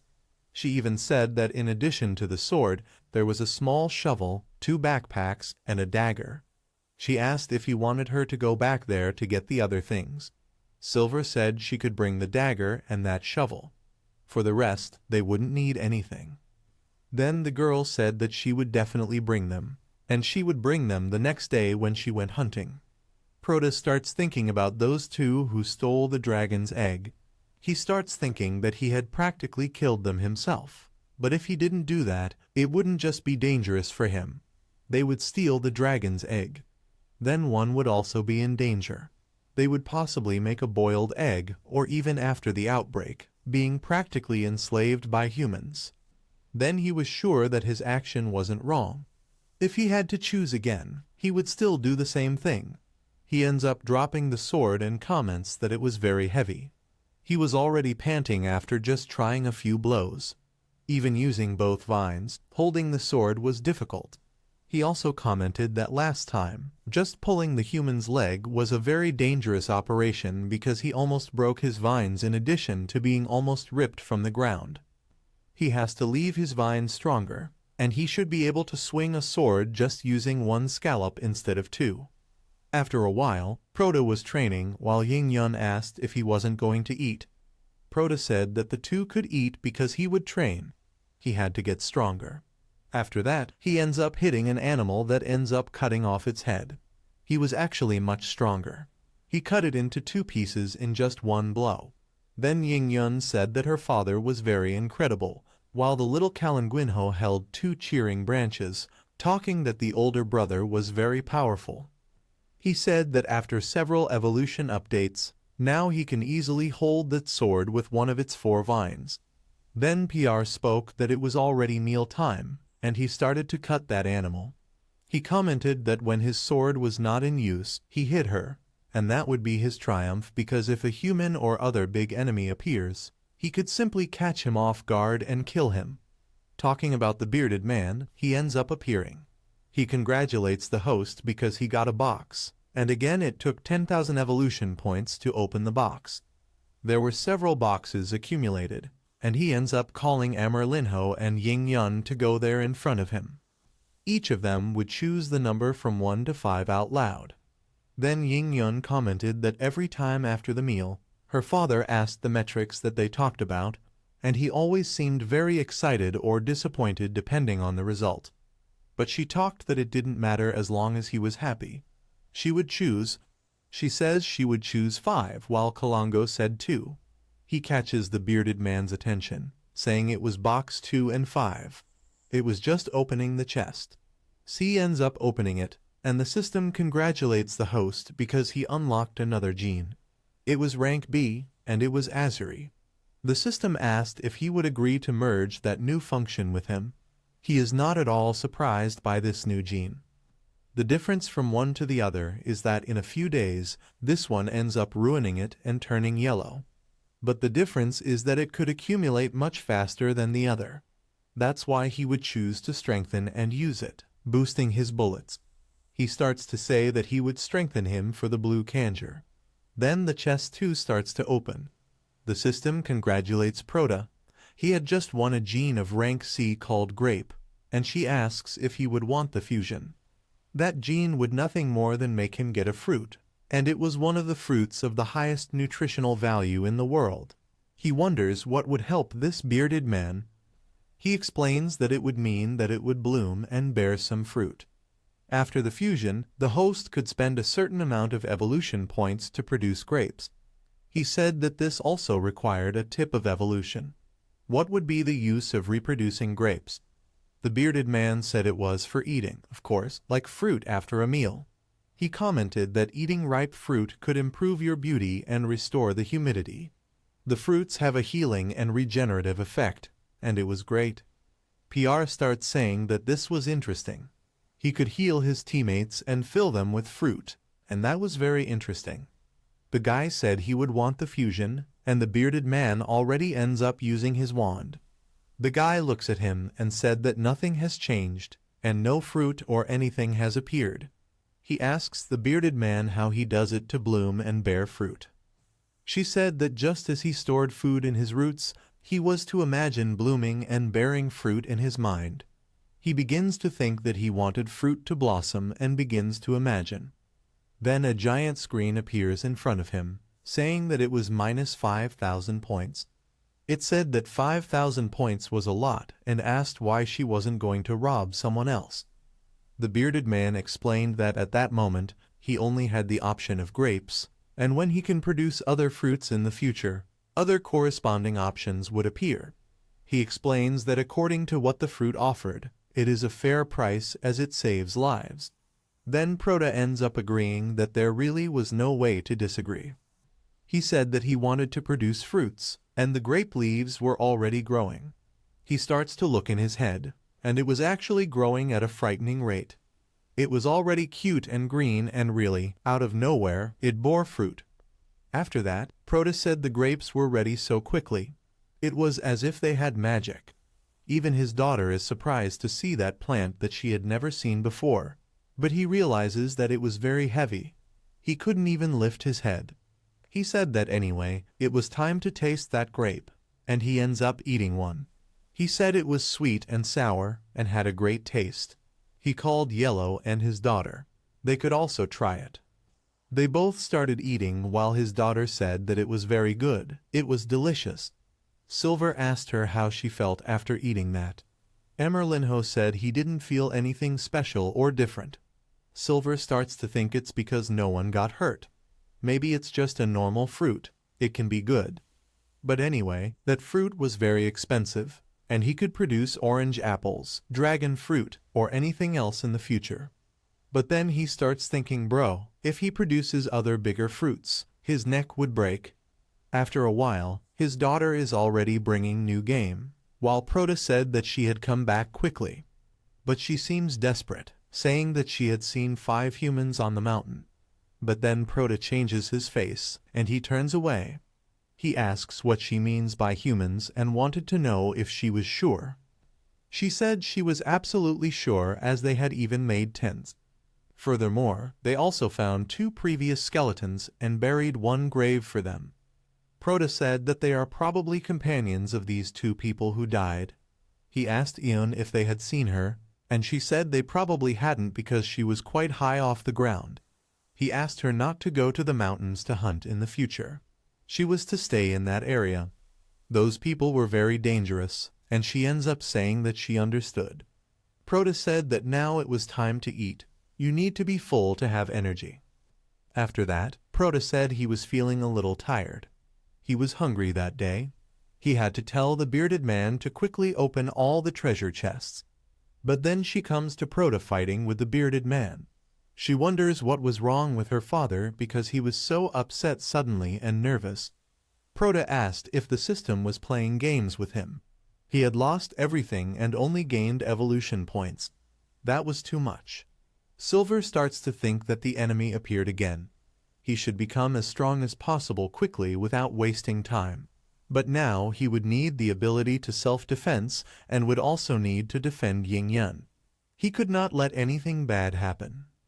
A few days passed with her, and Aeon said that almost no prey was left in that area. Also, Proto wouldn't let her go to the mountain again. Other humans end up seeing her flying, talking, which was probably a baby dragon.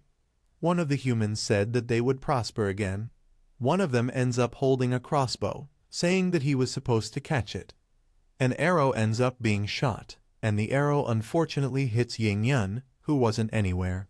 It was on her wing. When she realizes, she sees that they were humans, and she wonders if they had already arrived there. But 2 more arrows ended up appearing, and both of them hit her wing again. She said that the humans were really there. She needed to run to tell her father. The humans who were there said that she had a damaged wing, so she wouldn't be able to fly very far. One of the old men said that she was flying to the south, so he just had to follow her. He asked him to get an anti-dragon cannon. He also said that although it was just 1 puppy, they needed to be fully prepared. Then Yingyun ends up arriving, and Proto is already aware of what had happened. He asks who had shot her. She, with a sad face, said it was humans. They appeared nearby, and they ambushed her. Proto is very surprised and nervous about the humans who had appeared there. He asked if she had gone hunting at that camp he had forbidden, but she said she promised she hadn't gone there. She said 3 people showed up right there, and they ambushed her, hiding in the bushes. Then Proto started taking out the arrow that was in her wing, and he had a lot of anger, telling her to at least try to handle that because he would help her. He manages to remove the arrow, breaking it in half, and told her to hold on a little because he was going to make the grape, and with it, he was going to help her heal. Then he puts the grape in her mouth, telling her to eat everything. She realized that it was really starting to heal, and the effect of that grape was very good. He was still unsure if it was hurting, but she said it didn't even compare anymore to what she was feeling and ends up thanking him. Then the little Kalanguinho starts to come running, saying that 3 humans were heading there, approaching quickly. Silver was just watching the situation. He had to prepare himself. Deep down, he saw that there really were 3 humans, and he ends up telling his daughter to quickly transform into human form and hide with Yellow in the bushes and very far from there. They really do this, and that bald guy said that the dragon must be there. He must not have flown far with a bad wing. He asked the 2 to look in all the bushes because he had to be there. Proto was thinking in his thoughts who those 3 were who shot his daughter, and he was furious. One of the guys said there was some rare plant there. He said that that plant was very strange. He had never seen one of that type, and he wanted to know that this kind of strange plant was actually a little disgusting. But the old man said he didn't understand it, let alone strange. He saw that it is something more rare and precious. Silver spoke in his thoughts that the strange thing there was him, and he was disgusting too. He starts thinking for that guy to leave right there. But one of them ended up seeing that there was blood there, and he said that it wasn't dry yet, so the dragon should have landed there. He commented that the remaining blood disappeared there. Proto begins to think that he was so busy treating his daughter's wound that he forgot to take care of the bloodstain. One of them held a shovel and said that this strange plant must have majestic effects. He was even looking forward to studying it and maybe even finding treasure. The guy next to him said he decided whether to take that plant or not. Silver couldn't do much. He was completely being dug up by that father. But Prota's daughter ends up shouting at the guy to stop doing that. She said he was very bad at trying to hurt his father. Silver starts to think that this was really bad because his daughter was nervous. Then the old man sees why there was a girl there. He has a lot of doubts. The girl asks them to get out of there, but then they notice the dragon horn that was on her forehead. They said she was a dragon. They start to smile with some sinister guys, saying it was true. The dragon changed shape, and they were very lucky. The girl got very afraid of the looks of those guys, and they end up moving forward to try to catch her. But Prota saves her at the last moment with her thorns.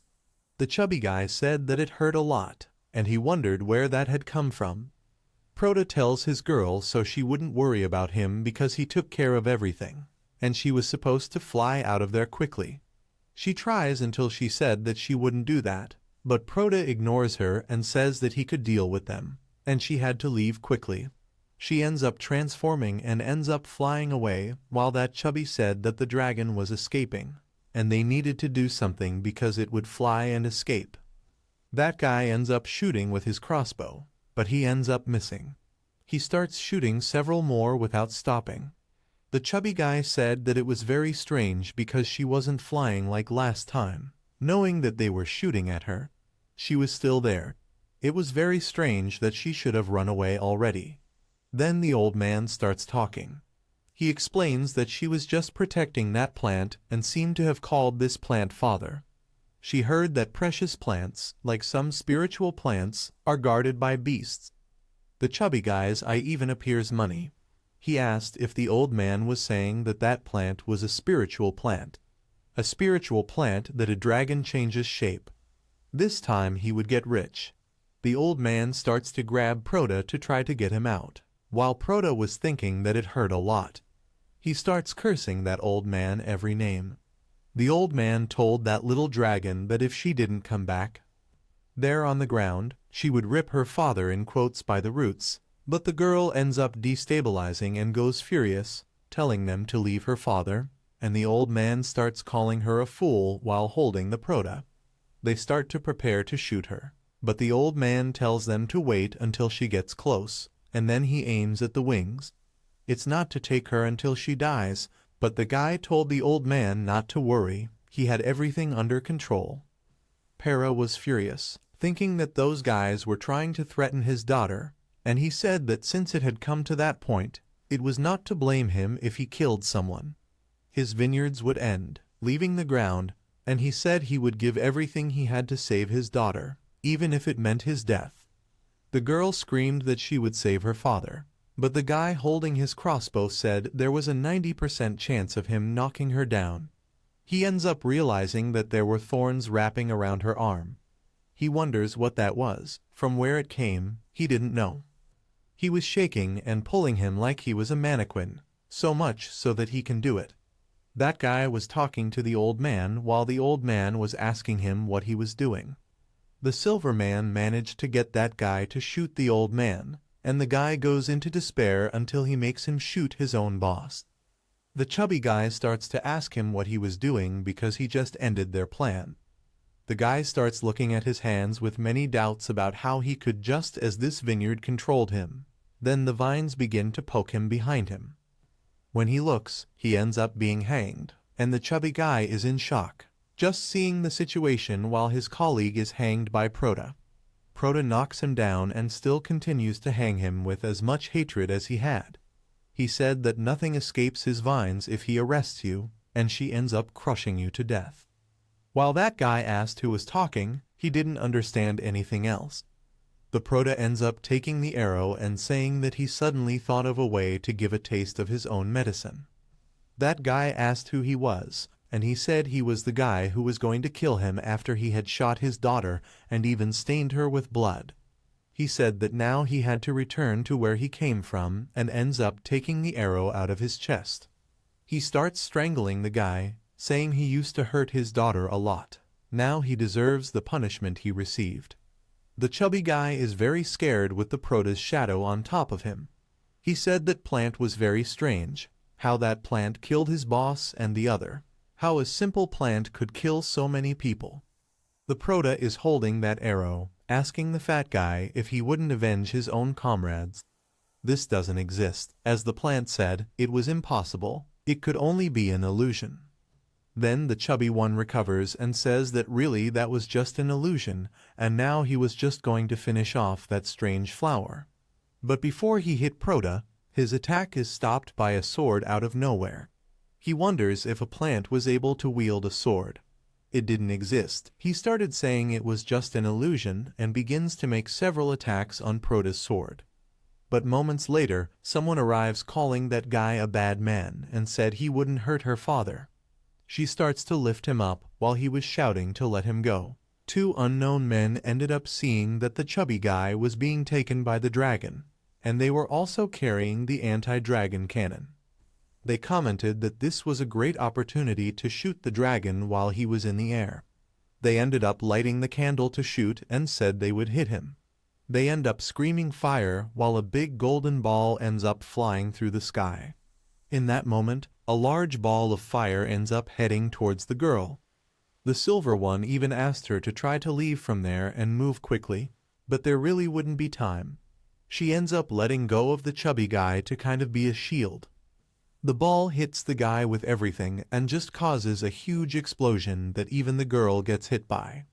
The silver guy saw her fall slowly on the ground, and a blonde guy said that Beast used the fat guy as a shield, while the other said they were going to avenge that guy and would have to see if the chubby guy at least survived. But probably not. They begin to advance, pushing the anti-dragon cannon. The girl was on the ground, totally toast and injured. She said that it hurt the prota and the Kalanguinho a lot. He was very worried, asking if she was okay. The prota starts making that grape again while the scoundrel was helping her. He was really fed up of those humans and ends up giving her that grape to eat because that way she would regenerate. While she ate one, prota produced one more. In the end, he ended up giving it to her, saying that it would cure her. He ends up asking if she would be able to fly after being cured because she had to get out of there and he would take care of the rest. But she said no, she wouldn't leave without him. He says they want to capture her, and he was just a plant. He would win their distraction. He would be able to take care of them. The girl commented that she was very afraid that he would end up dying. That old man, after that, could even be used as a medicinal plant or something. Those guys continued loading that cannon while the girl said they were coming. Those two stay in shock after seeing the result of that terrible battle. They discovered that their boss was totally dead on the ground. In addition to others, they also compare, and they wonder how those two killed so many humans like that. But the other, in a cold sweat, told him not to worry.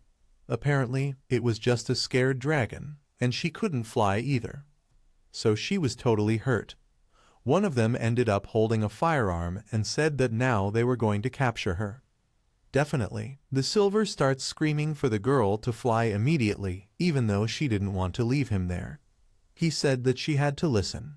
She shouldn't worry because he wouldn't die there. So she started to fly, even though she was almost crying. The blonde realized that she was flying, and she was going to run away, so he ended up taking out his gun and shooting her. He commented that she wasn't going to run away from there. That bullet he had shot at her ended up opening and forming a capture net that ends up hitting the girl. She consequently falls to the ground with that net holding her. He tells her not to be afraid. She had to try to move, and he would help her. Both guys start moving towards her because now they would get rich, right? Silver starts trying to cut her out of that net, but it wasn't working very well with the sword. He said that it was very resistant, and he tried asking the girl to turn into a human again, so she would have a better chance of escaping. The creeper begins to position himself behind a rock holding a sharp thorn. He said that now he would create a trap and spoke with his red eyes, telling his daughter to calm down. He said that they had a very good plan, and for now, she was supposed to transform into a human again. That way, she would break that net, and then she would transform back into a dragon to attack one of those men, and they would easily be able to defeat them. They were running towards them, but the little Callan Guinho took advantage and positioned that sharp thorn. Consequently, the guy ends up stepping on it, and that thorn goes through his foot. Obviously, he feels a lot of pain and said that he had stepped on a bone or something. His companion said that he was very careless, so he said she shouldn't worry because now they would get her out of there.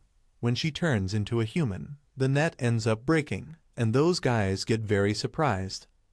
Where the dragon was, she simply appeared on top of him with her claws and quickly transforms into a dragon. The guy is very scared, saying that she could transform.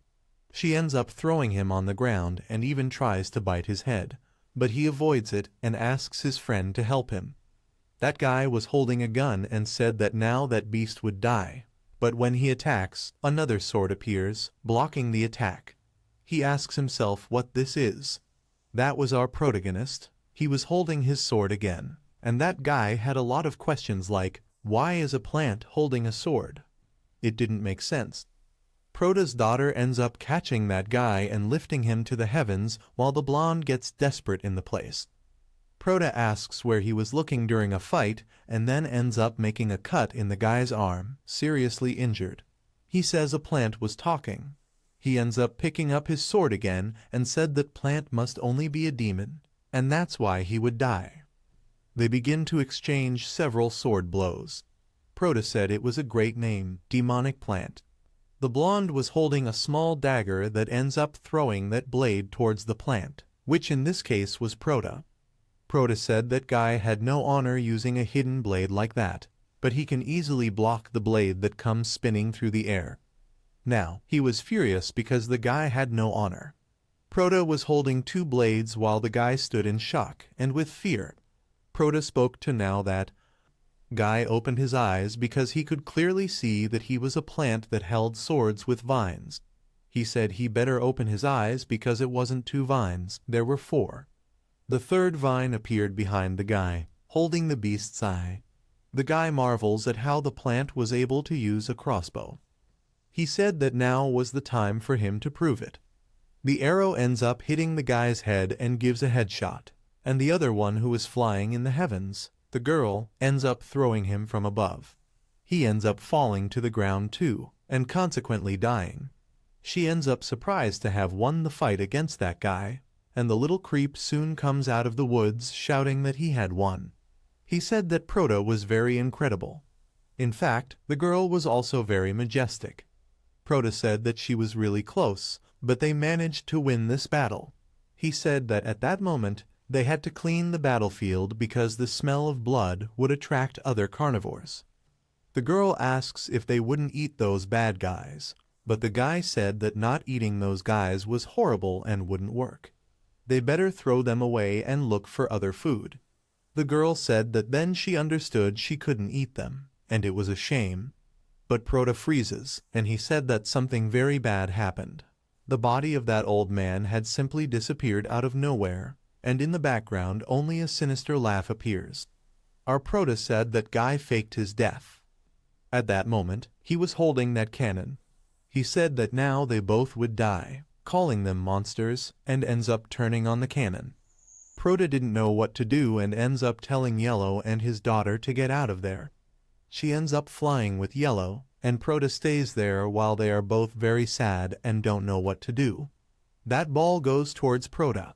He even tries to throw that net that was holding his daughter against the ball that was coming towards her. But it doesn't help because the ball pierces that net easily. Paris said that at that distance, he would explode and ends up playing all his vines towards the ball to try to stop it.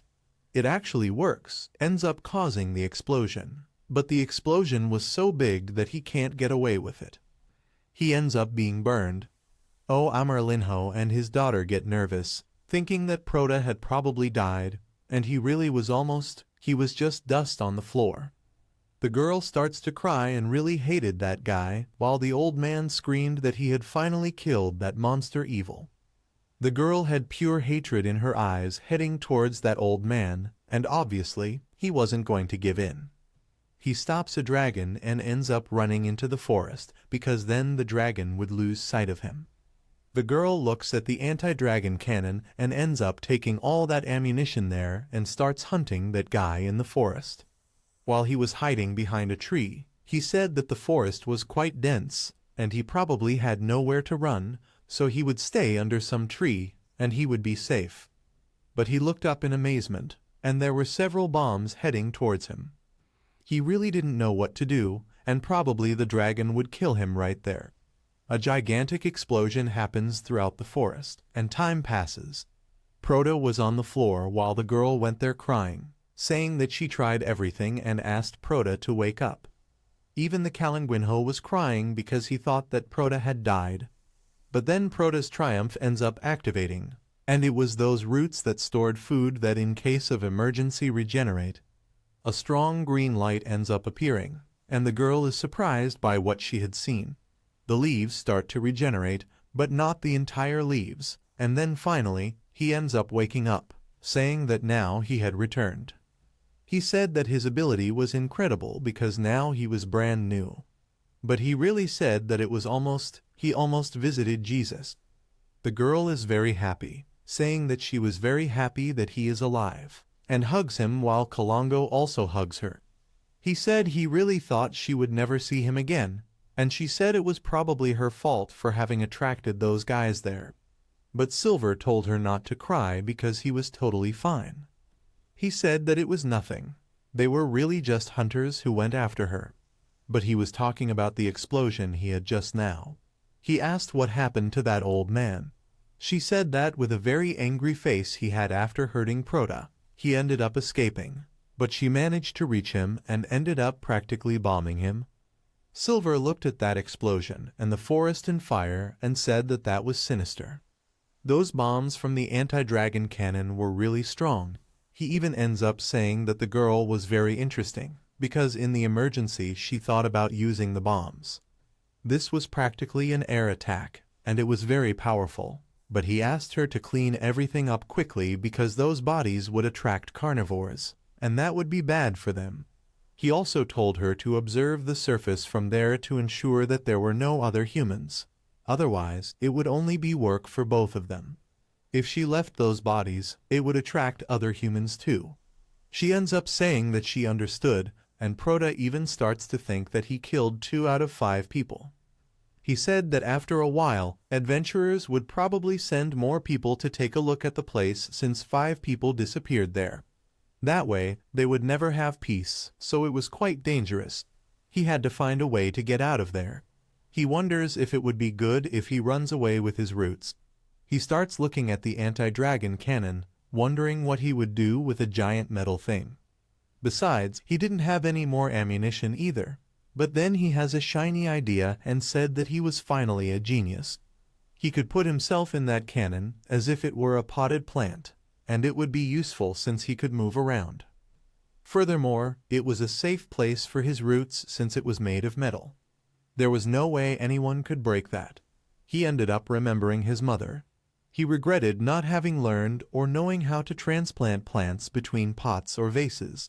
He said that once he even killed a plant, his mother fought with him a lot. He was very angry. He was really worried about trying to do this and accidentally dying. His daughter ends up coming back and saying that all the bodies had already been discarded, and then there would be no more carnivores around. The girl noticed that the Proto was not happy and asked why he was so sad since they had defeated 5 enemies. He was supposed to be happy. At least they were alive to explain that 5 people were killed in that area, and the adventurers would go after them. If they go after them, they would investigate that area, and they would end up finding them, so it was quite dangerous. Then the girl asks what they would do. So the Silver said, looking at the sky, that they would have to get out of there. They would have to find another safer place. If they didn't leave, they would soon find them, and it was dangerous. But the girl said there was no way because he was a plant. There was no way for him to get out of the ground. Furthermore, he also didn't have any legs or anything like that. Proto said he had an idea. He called the girl and asked her to remove all that wood from that cart. She ended up going in the direction and said that her father asked him to do this. She wonders if he would launch himself in the cannon. She said that if that was the plan, it wasn't very good. Proto starts saying that he wouldn't use himself as a projectile. He said that first, she should do what he ordered. She starts to raise that cannon, but she realizes that she really couldn't. Proto was quite heavy, so he tells her to climb to the sky with that cart and throw it on the floor because then it would be the same thing. She can actually do it with a lot of effort and ends up throwing it on the ground. Then she takes it towards Proto and asks what they were going to do next. Proto raises his swords and other things and said that now they were going to implant him in that cart in that cannon. He starts to go crazy, digging the ground, saying that now he would be free. He makes a big hole. He actually puts the cannon in that hole in the ground and said that now it was almost ready. Now he just had to do it himself, implanting there. He said he needed help to dig his roots and get him in there, but they had to be careful because this was quite dangerous. The girl is in shock and wonders what he was doing, because if he was taken away from there, he would die. She said she wouldn't do that because the chance of him living was quite low. He commented that he had to do this. Besides, he was still young. His life hadn't even practically started. He explains that plants can move into a type of pot. They could still live, and that's what he wanted to try too. He just needed fertilizer too, and land, and so the nutrients would be the same as if it were on the ground. Plus, they would also be able to move to other places. This was also good, and his daughter also noticed this and said that that was exactly what he could do, move to other locations. Now they had to go to work. They didn't have much time to waste. They had to take their roots out of the ground. After a while, they started to dig, and Proto started saying to the little yellow one that he was hurting his roots. He even said that his daughter was also breaking his roots and asked if the two wanted to kill him in the end or maybe torture him.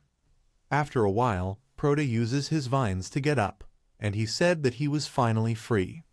The girl was surprised that she could see her roots there, and it was spectacular. It was strange. She had never seen it before. Even Amerlinho was surprised and stopped. He asks why he was naked. That was scary. Proto tells them both to stop messing around because now he had to get into that new vase, which in this case was the cannon. The girl said it was okay. She would go to do just that.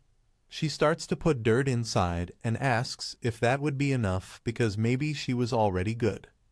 Proto said to fill it with dirt and then put it in there. After she tried to put it in, he said it was right. His roots were enjoying that, and after the girl let go of him, he ends up going to the bottom. He looks up and only saw a tunnel there, practically. Silver commented to the girl that she put very little soil, and that's why it was so deep. The girl even got a little worried about Proto.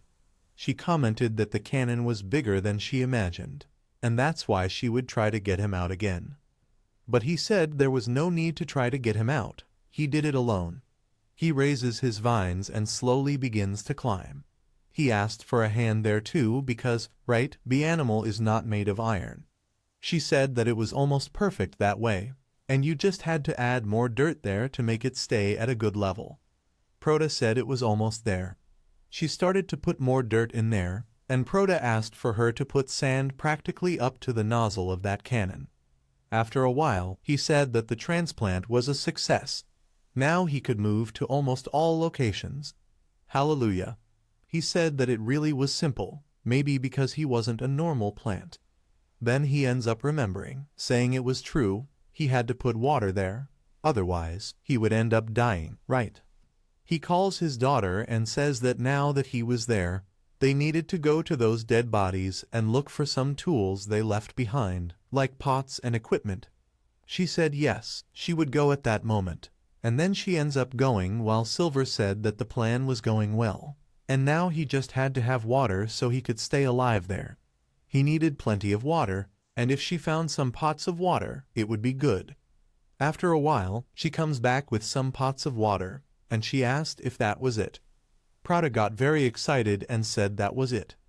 That tool would help him a lot and said that she just had to put some water in there. But for that to happen, there had to be water there, and that was why she was going to get it. She ends up turning into a dragon and said that now she would go there to fill it up, and it ends up flying away. The little yellow guy arrives with a little bit of water, saying he brought some to put in there for now. Prota says he didn't need it anymore, just because he had water at the time, he would probably use it.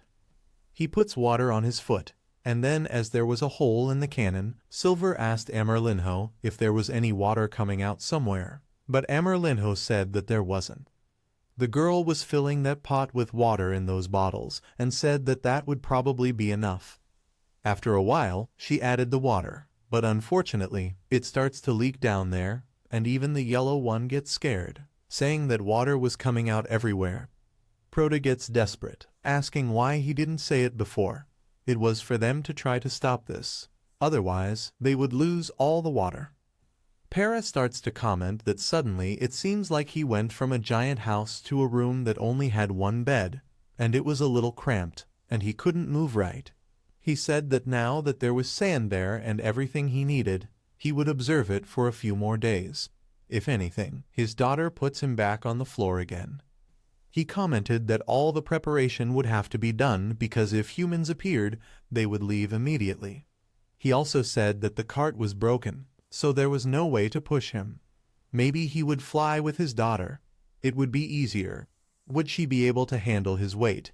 He said he would kind of make a backpack around him so he could carry things and not disturb her daughter carrying other things. She said that first would be those basic equipment that he needed and could not abandon, especially the sword, crossbow, etc. Furthermore, once he leaves there, who would guarantee the dangers he could face? He ends up asking the girl to get all the items from those bad guys. He would see everything before they left. After a while, he sees that it was too much. He said that the sword was enough. There were some other equipment such as a crossbow he also needed to carry. In addition to the bow, he could use a type of belt to hold those items around him. He also told his daughter that he was going to choose some weapons, so it was just her attaching it to the cannon. After a while, everything was fine. The sword was there, the bow was there too, and the crossbow. He raised his sword and said he could easily pull it out if he needed to. Now he was kind of a warrior there with armor. Prota even commented that some monsters from a certain game were appearing that he couldn't talk about. Then her daughter ends up appearing, and her belly growls with hunger. She asks if Prota was hungry because she had a lot, and she wanted to find some food. Prota said that after that big fight, it was obvious that he was also a little hungry. He had to replenish the energy he had spent, but he said no. He wouldn't leave for now, and she could hunt as she probably didn't have other humans anyway there. She said that she understood and ends up transforming into a dragon. She suddenly ends up flying, and Prota is thinking about the place he had to eat. Open boxes and accumulate some evolution points. He had to stay stronger in any way for any enemy that appears in the future. Furthermore, he said that he used all 4 vines to weave that backpack, so he had to hurry and grow the 5th thorny vine to help him in emergencies on the trip. He had also used up his energy reserves at that time. He was hit by the cannonball. In that case, he needed to regenerate, so he had no more reserves. That's why he needed to put more reserves in the roots in case of emergency again. He said the road would be long, so they needed to be fully prepared. He ends up remembering his mother. She put a snack in his backpack, saying that if he got hungry, he would just eat there because the road was long, and he had to be prepared for everything. He ends up remembering and thinking about his mother's occupation. He really understood everything she had said. Then the girl ends up saying that she had returned to Prota. Prota said that it was great then, and he had already cut the meat. Prota asked for 3 pieces of meat for him to place on his roots for emergency stock. After he puts the meat there on the earth, his roots start to pull that meat, and after a while, it starts to grow a root layer. Prota said it was really tight, but there was no way, he needed it. Ava and Prota call the bearded man, telling him to open the boxes one by one in order. He ends up saying he would. When he opens 5, only 20,000 evolution points appear, and Proda gets furious because nothing good came. But the bearded man explains to Proda that evolution points are the real deal and asks the young master what would be better than evolution points. When he opens chest 6, the system appears congratulating Proda. He got a B rank item and was a plant genius. A window appears blue from the giant system, saying that it was a fusion piece and it was a tree. The trunk was resistant, like very powerful wood, ideal for storing water. In rainy seasons, the trunk absorbed a large amount of water, storing it in the trunk, forming a sufficient water source for days in the drought. Proda is impressed by this. Proda asks if that tree isn't where the yellow goes to get water. He said this was great. It was exactly what he needed. But it was because there are two parts of fusion. The trunk is just one. It wouldn't have to be the trunk and the root. Wouldn't it be the root that stored the water? He was quite confused. The bearded man explains that the reason is because he can choose first his beauty and asked if he would like a thick trunk. There, he said no, absolutely not. He would look very ugly, a plant with a thick trunk. It was strange. He said that in this case, it would be better to merge in Sa. Then the bearded man said that everything was fine. He would merge, and it starts there. After he completed the question, how did he store that water because he needed it? He asks if he would also need to get water first because it's kind of obvious. The bearded man said yes, he would just throw water there, and it had to be accumulated. It was simple. Proda told his daughter that he would need help, so she could get water for him. She ended up turning into a dragon and starts looking for water with those two pots. After a while, she threw water there, and he realized that it was really being accumulated in its root. There was a whole blue root just made of water, but he said it was very compressed, it was tight. It was almost difficult for him to breathe. After a while, the silver one called the little yellow one. He told his daughter that the day for them to leave was also coming. 2 days later, he commented that 2 days had already passed and no human had appeared there, which was better that way. The girl ends up taking him off the ground, and Silver asks his daughter if everything was okay since he was using 2 vines to grab her arm like a backpack. She said everything was fine. Emerlinho was on Proda's side, and he commented to Emerlinho that they were about to take off. He told him to stay on the side of the cannon and use one of his vines to seal the cannon so he wouldn't fall from the sky. Yellow thanked Proda and PR for his help. He was quite excited, thinking that after 2 days, he was finally ready to leave Delhi since his vineyards were totally healthy. His daughter ends up asking in which direction she could fly. He started thinking because people apparently came from the southeast, so they could just go west. He also had a map of the human items, which would help a lot. The girl didn't know where to fly or the direction of the east, but Proda said he knew because he was a great young man from the eastern nation. He told her to listen to him and fly to the east. She starts to fly while holding the strings of the cannon. Soon, he realized that around them, it was just desert. He hoped that everything would go right, and nothing should happen since his girl was a dragon. He even commented that flying was very good. The air hit him in the face, and it was very refreshing. He then asked Yellow how he was feeling, and if everything was okay. When he realized it, little Yellow was almost vomiting and passed out. Apparently, he was very afraid of heights. The girl ended up looking at something scary. She explained that there were humans below and many camels. There were many humans, and Proda started to think that there were currently about a dozen men. Proda tells them to get out of there quickly and fly as far away as possible to avoid humans. The girl asked Proda if those guys were in the same group as those bad men. Proda said probably not since they were from other groups and directions, but they did not rule out this option. He commented about the camels, finding it quite impressive. One of the boys ended up seeing a dragon flying in the sky and warned his boss, asking what they were going to do. The boss commented that the dragon seemed to have noticed them and suddenly flew in another direction, probably wanting to get out of their reach. He mentioned that with their number, it was normal for a dragon to notice them, but he realized that the dragon had something on its back. He wondered if the dragon was carrying a flower.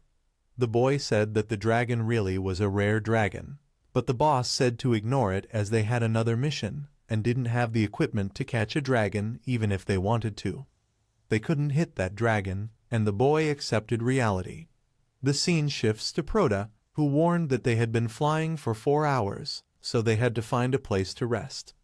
The girl contradicted him, saying she wasn't tired and didn't need to rest, but Proda insisted, saying she had to rest because the iron he was in was quite heavy. She needed her energy to be 100% restored, and they would rest in a safe place before leaving. He commented that there were some ruins below them, and they just had to go there to be fine. The girl ends up putting Proda in a corner, and Silver was very happy as the Kalanguinho got off him. They were going to rest now. He said he was going to look for food, some animal that was there, and Silver didn't ask if she was tired. She had to rest for a few minutes. A few minutes later, an animal appears, and Proda wonders if that was a desert rat. It was quite interesting, even bigger than he imagined. He asked them not to move because they would alert the others. The mouse starts looking at Proda and smelling him. Proda wonders why it was looking at him, thinking it was after the water the plants had since it was a desert. Proda realized that the mouse was trying to get in from below, so he ends up holding the mouse with his vines, completely immobilizing it. He asks the mouse if it thought it was so smart, trying to get at least the liquid from a plant. He told his daughter that she flew all that way, and that's why the little animal was supposed to fill her stomach, but she refused, saying it was too small and not enough to fill her. She would hunt later. Silver said that was fine. He would give it to the little yellow one. Suddenly, 3 more mice appeared, and Silver said that more food had arrived for them. More than 1 hour later, a war of rats appeared. There were many soldiers, an army. He said it was very strange. The rats simply passed by them, ignoring them. They realized the rats were running away from a strange kind of wolf. The guy said that the wolf wasn't normal. It was collapsing and probably had some type of virus. The wolf advanced on them, while the girl simply patted the wolf, throwing it back. She realized it was still standing, which was very strange. Proda hit the wolf, saying it shouldn't exist. Even after the blow, the wolf was still normal. Silver was surprised, saying it was probably a zombie wolf. The wolf advanced towards him with its claws, but Proda said it wouldn't be able to touch him because he was a warrior. The wolf's head was split in half with Proda's blow, but it was still biting and alive. Proda decided to put an end to that monster by sticking his sword in its brain. The little soul came out of the animal. The girl asked Proda what that monster was, as it was still alive with its head cut off. Proda said he had never seen this before. It was definitely a desert wolf. Now at least it was dead, but the girl didn't feel safe and asked what they would do if they were attacked again. Proda said he didn't know if they would be attacked. He commented that this world was strange, with talking plants, highly intelligent guardians, mystical dragons, clothed human adventurers, heroes, and now zombies. He said it was really strange, wondering if a wolf would turn into a zombie. He speculated that there might be a virus or someone infected the wolf or conducted a macabre experiment. He wondered if the wolf was created artificially, possibly by a strange mage or psychopath doing dubious experiments, or maybe it was some necromancy. The little Kalanguinho asked Proda if he could eat that, but Proda was desperate, saying for the love of God, it wasn't supposed to touch that thing. It was a strange animal and a living dead. Proda also commented that the animal could have a virus and they should keep their distance from it. They had already rested a lot, so it was better to leave and catch their prey on the way. The girl said she understood. After a while, they saw an animal that looked like an emu running very fast. Proda said that if she didn't run enough, they would catch her. He ended up shooting an arrow at the poor thing, hitting it several times. The last arrow hit her head, and she finally ended up resting in the country. The girl said that Proda was spectacular because he hit it even from afar, and now they could rest and eat that desert animal. Proda asked the 2 of them to dig a hole and put it there. They started digging the hole to put Proda. They commented that there were a lot of ruins and abandoned houses, probably a lost village. Proto said it was time for food, and they should eat well and rest a lot. Proto commented that the animal was quite big and delicious. He thought that because it was a desert animal, the meat would probably be tough. The girl asked what he meant by the meat being tough. Proto explained that the meat had no humidity, so it was hard and difficult to eat, like the dried meat of the zombie wolf. It must be resistant and hard. Speaking of the wolf, one appeared in the corner, and the three of them noticed it from afar. There were several desert wolves. Proto wondered how he could forget those sanguine creatures feasting so boldly would attract other carnivores. He called little Amarlinho to get on top of him because they would take care of the enemies and leave soon. Proto shouted to the wolves, asking if they wanted to fight. He told them to come up because he was already stressed. The wolves started to howl and attack. Proto started shooting at them, hitting one of the guys in the neck. It looked like a Kururu dog. They kept advancing, and he said that wolves really weren't afraid of dying. The girl grabbed one and threw it up, while Proto fought the others with his 4 vines. The girl shouted that there was one behind Proto, and Proto said that he was a little careless,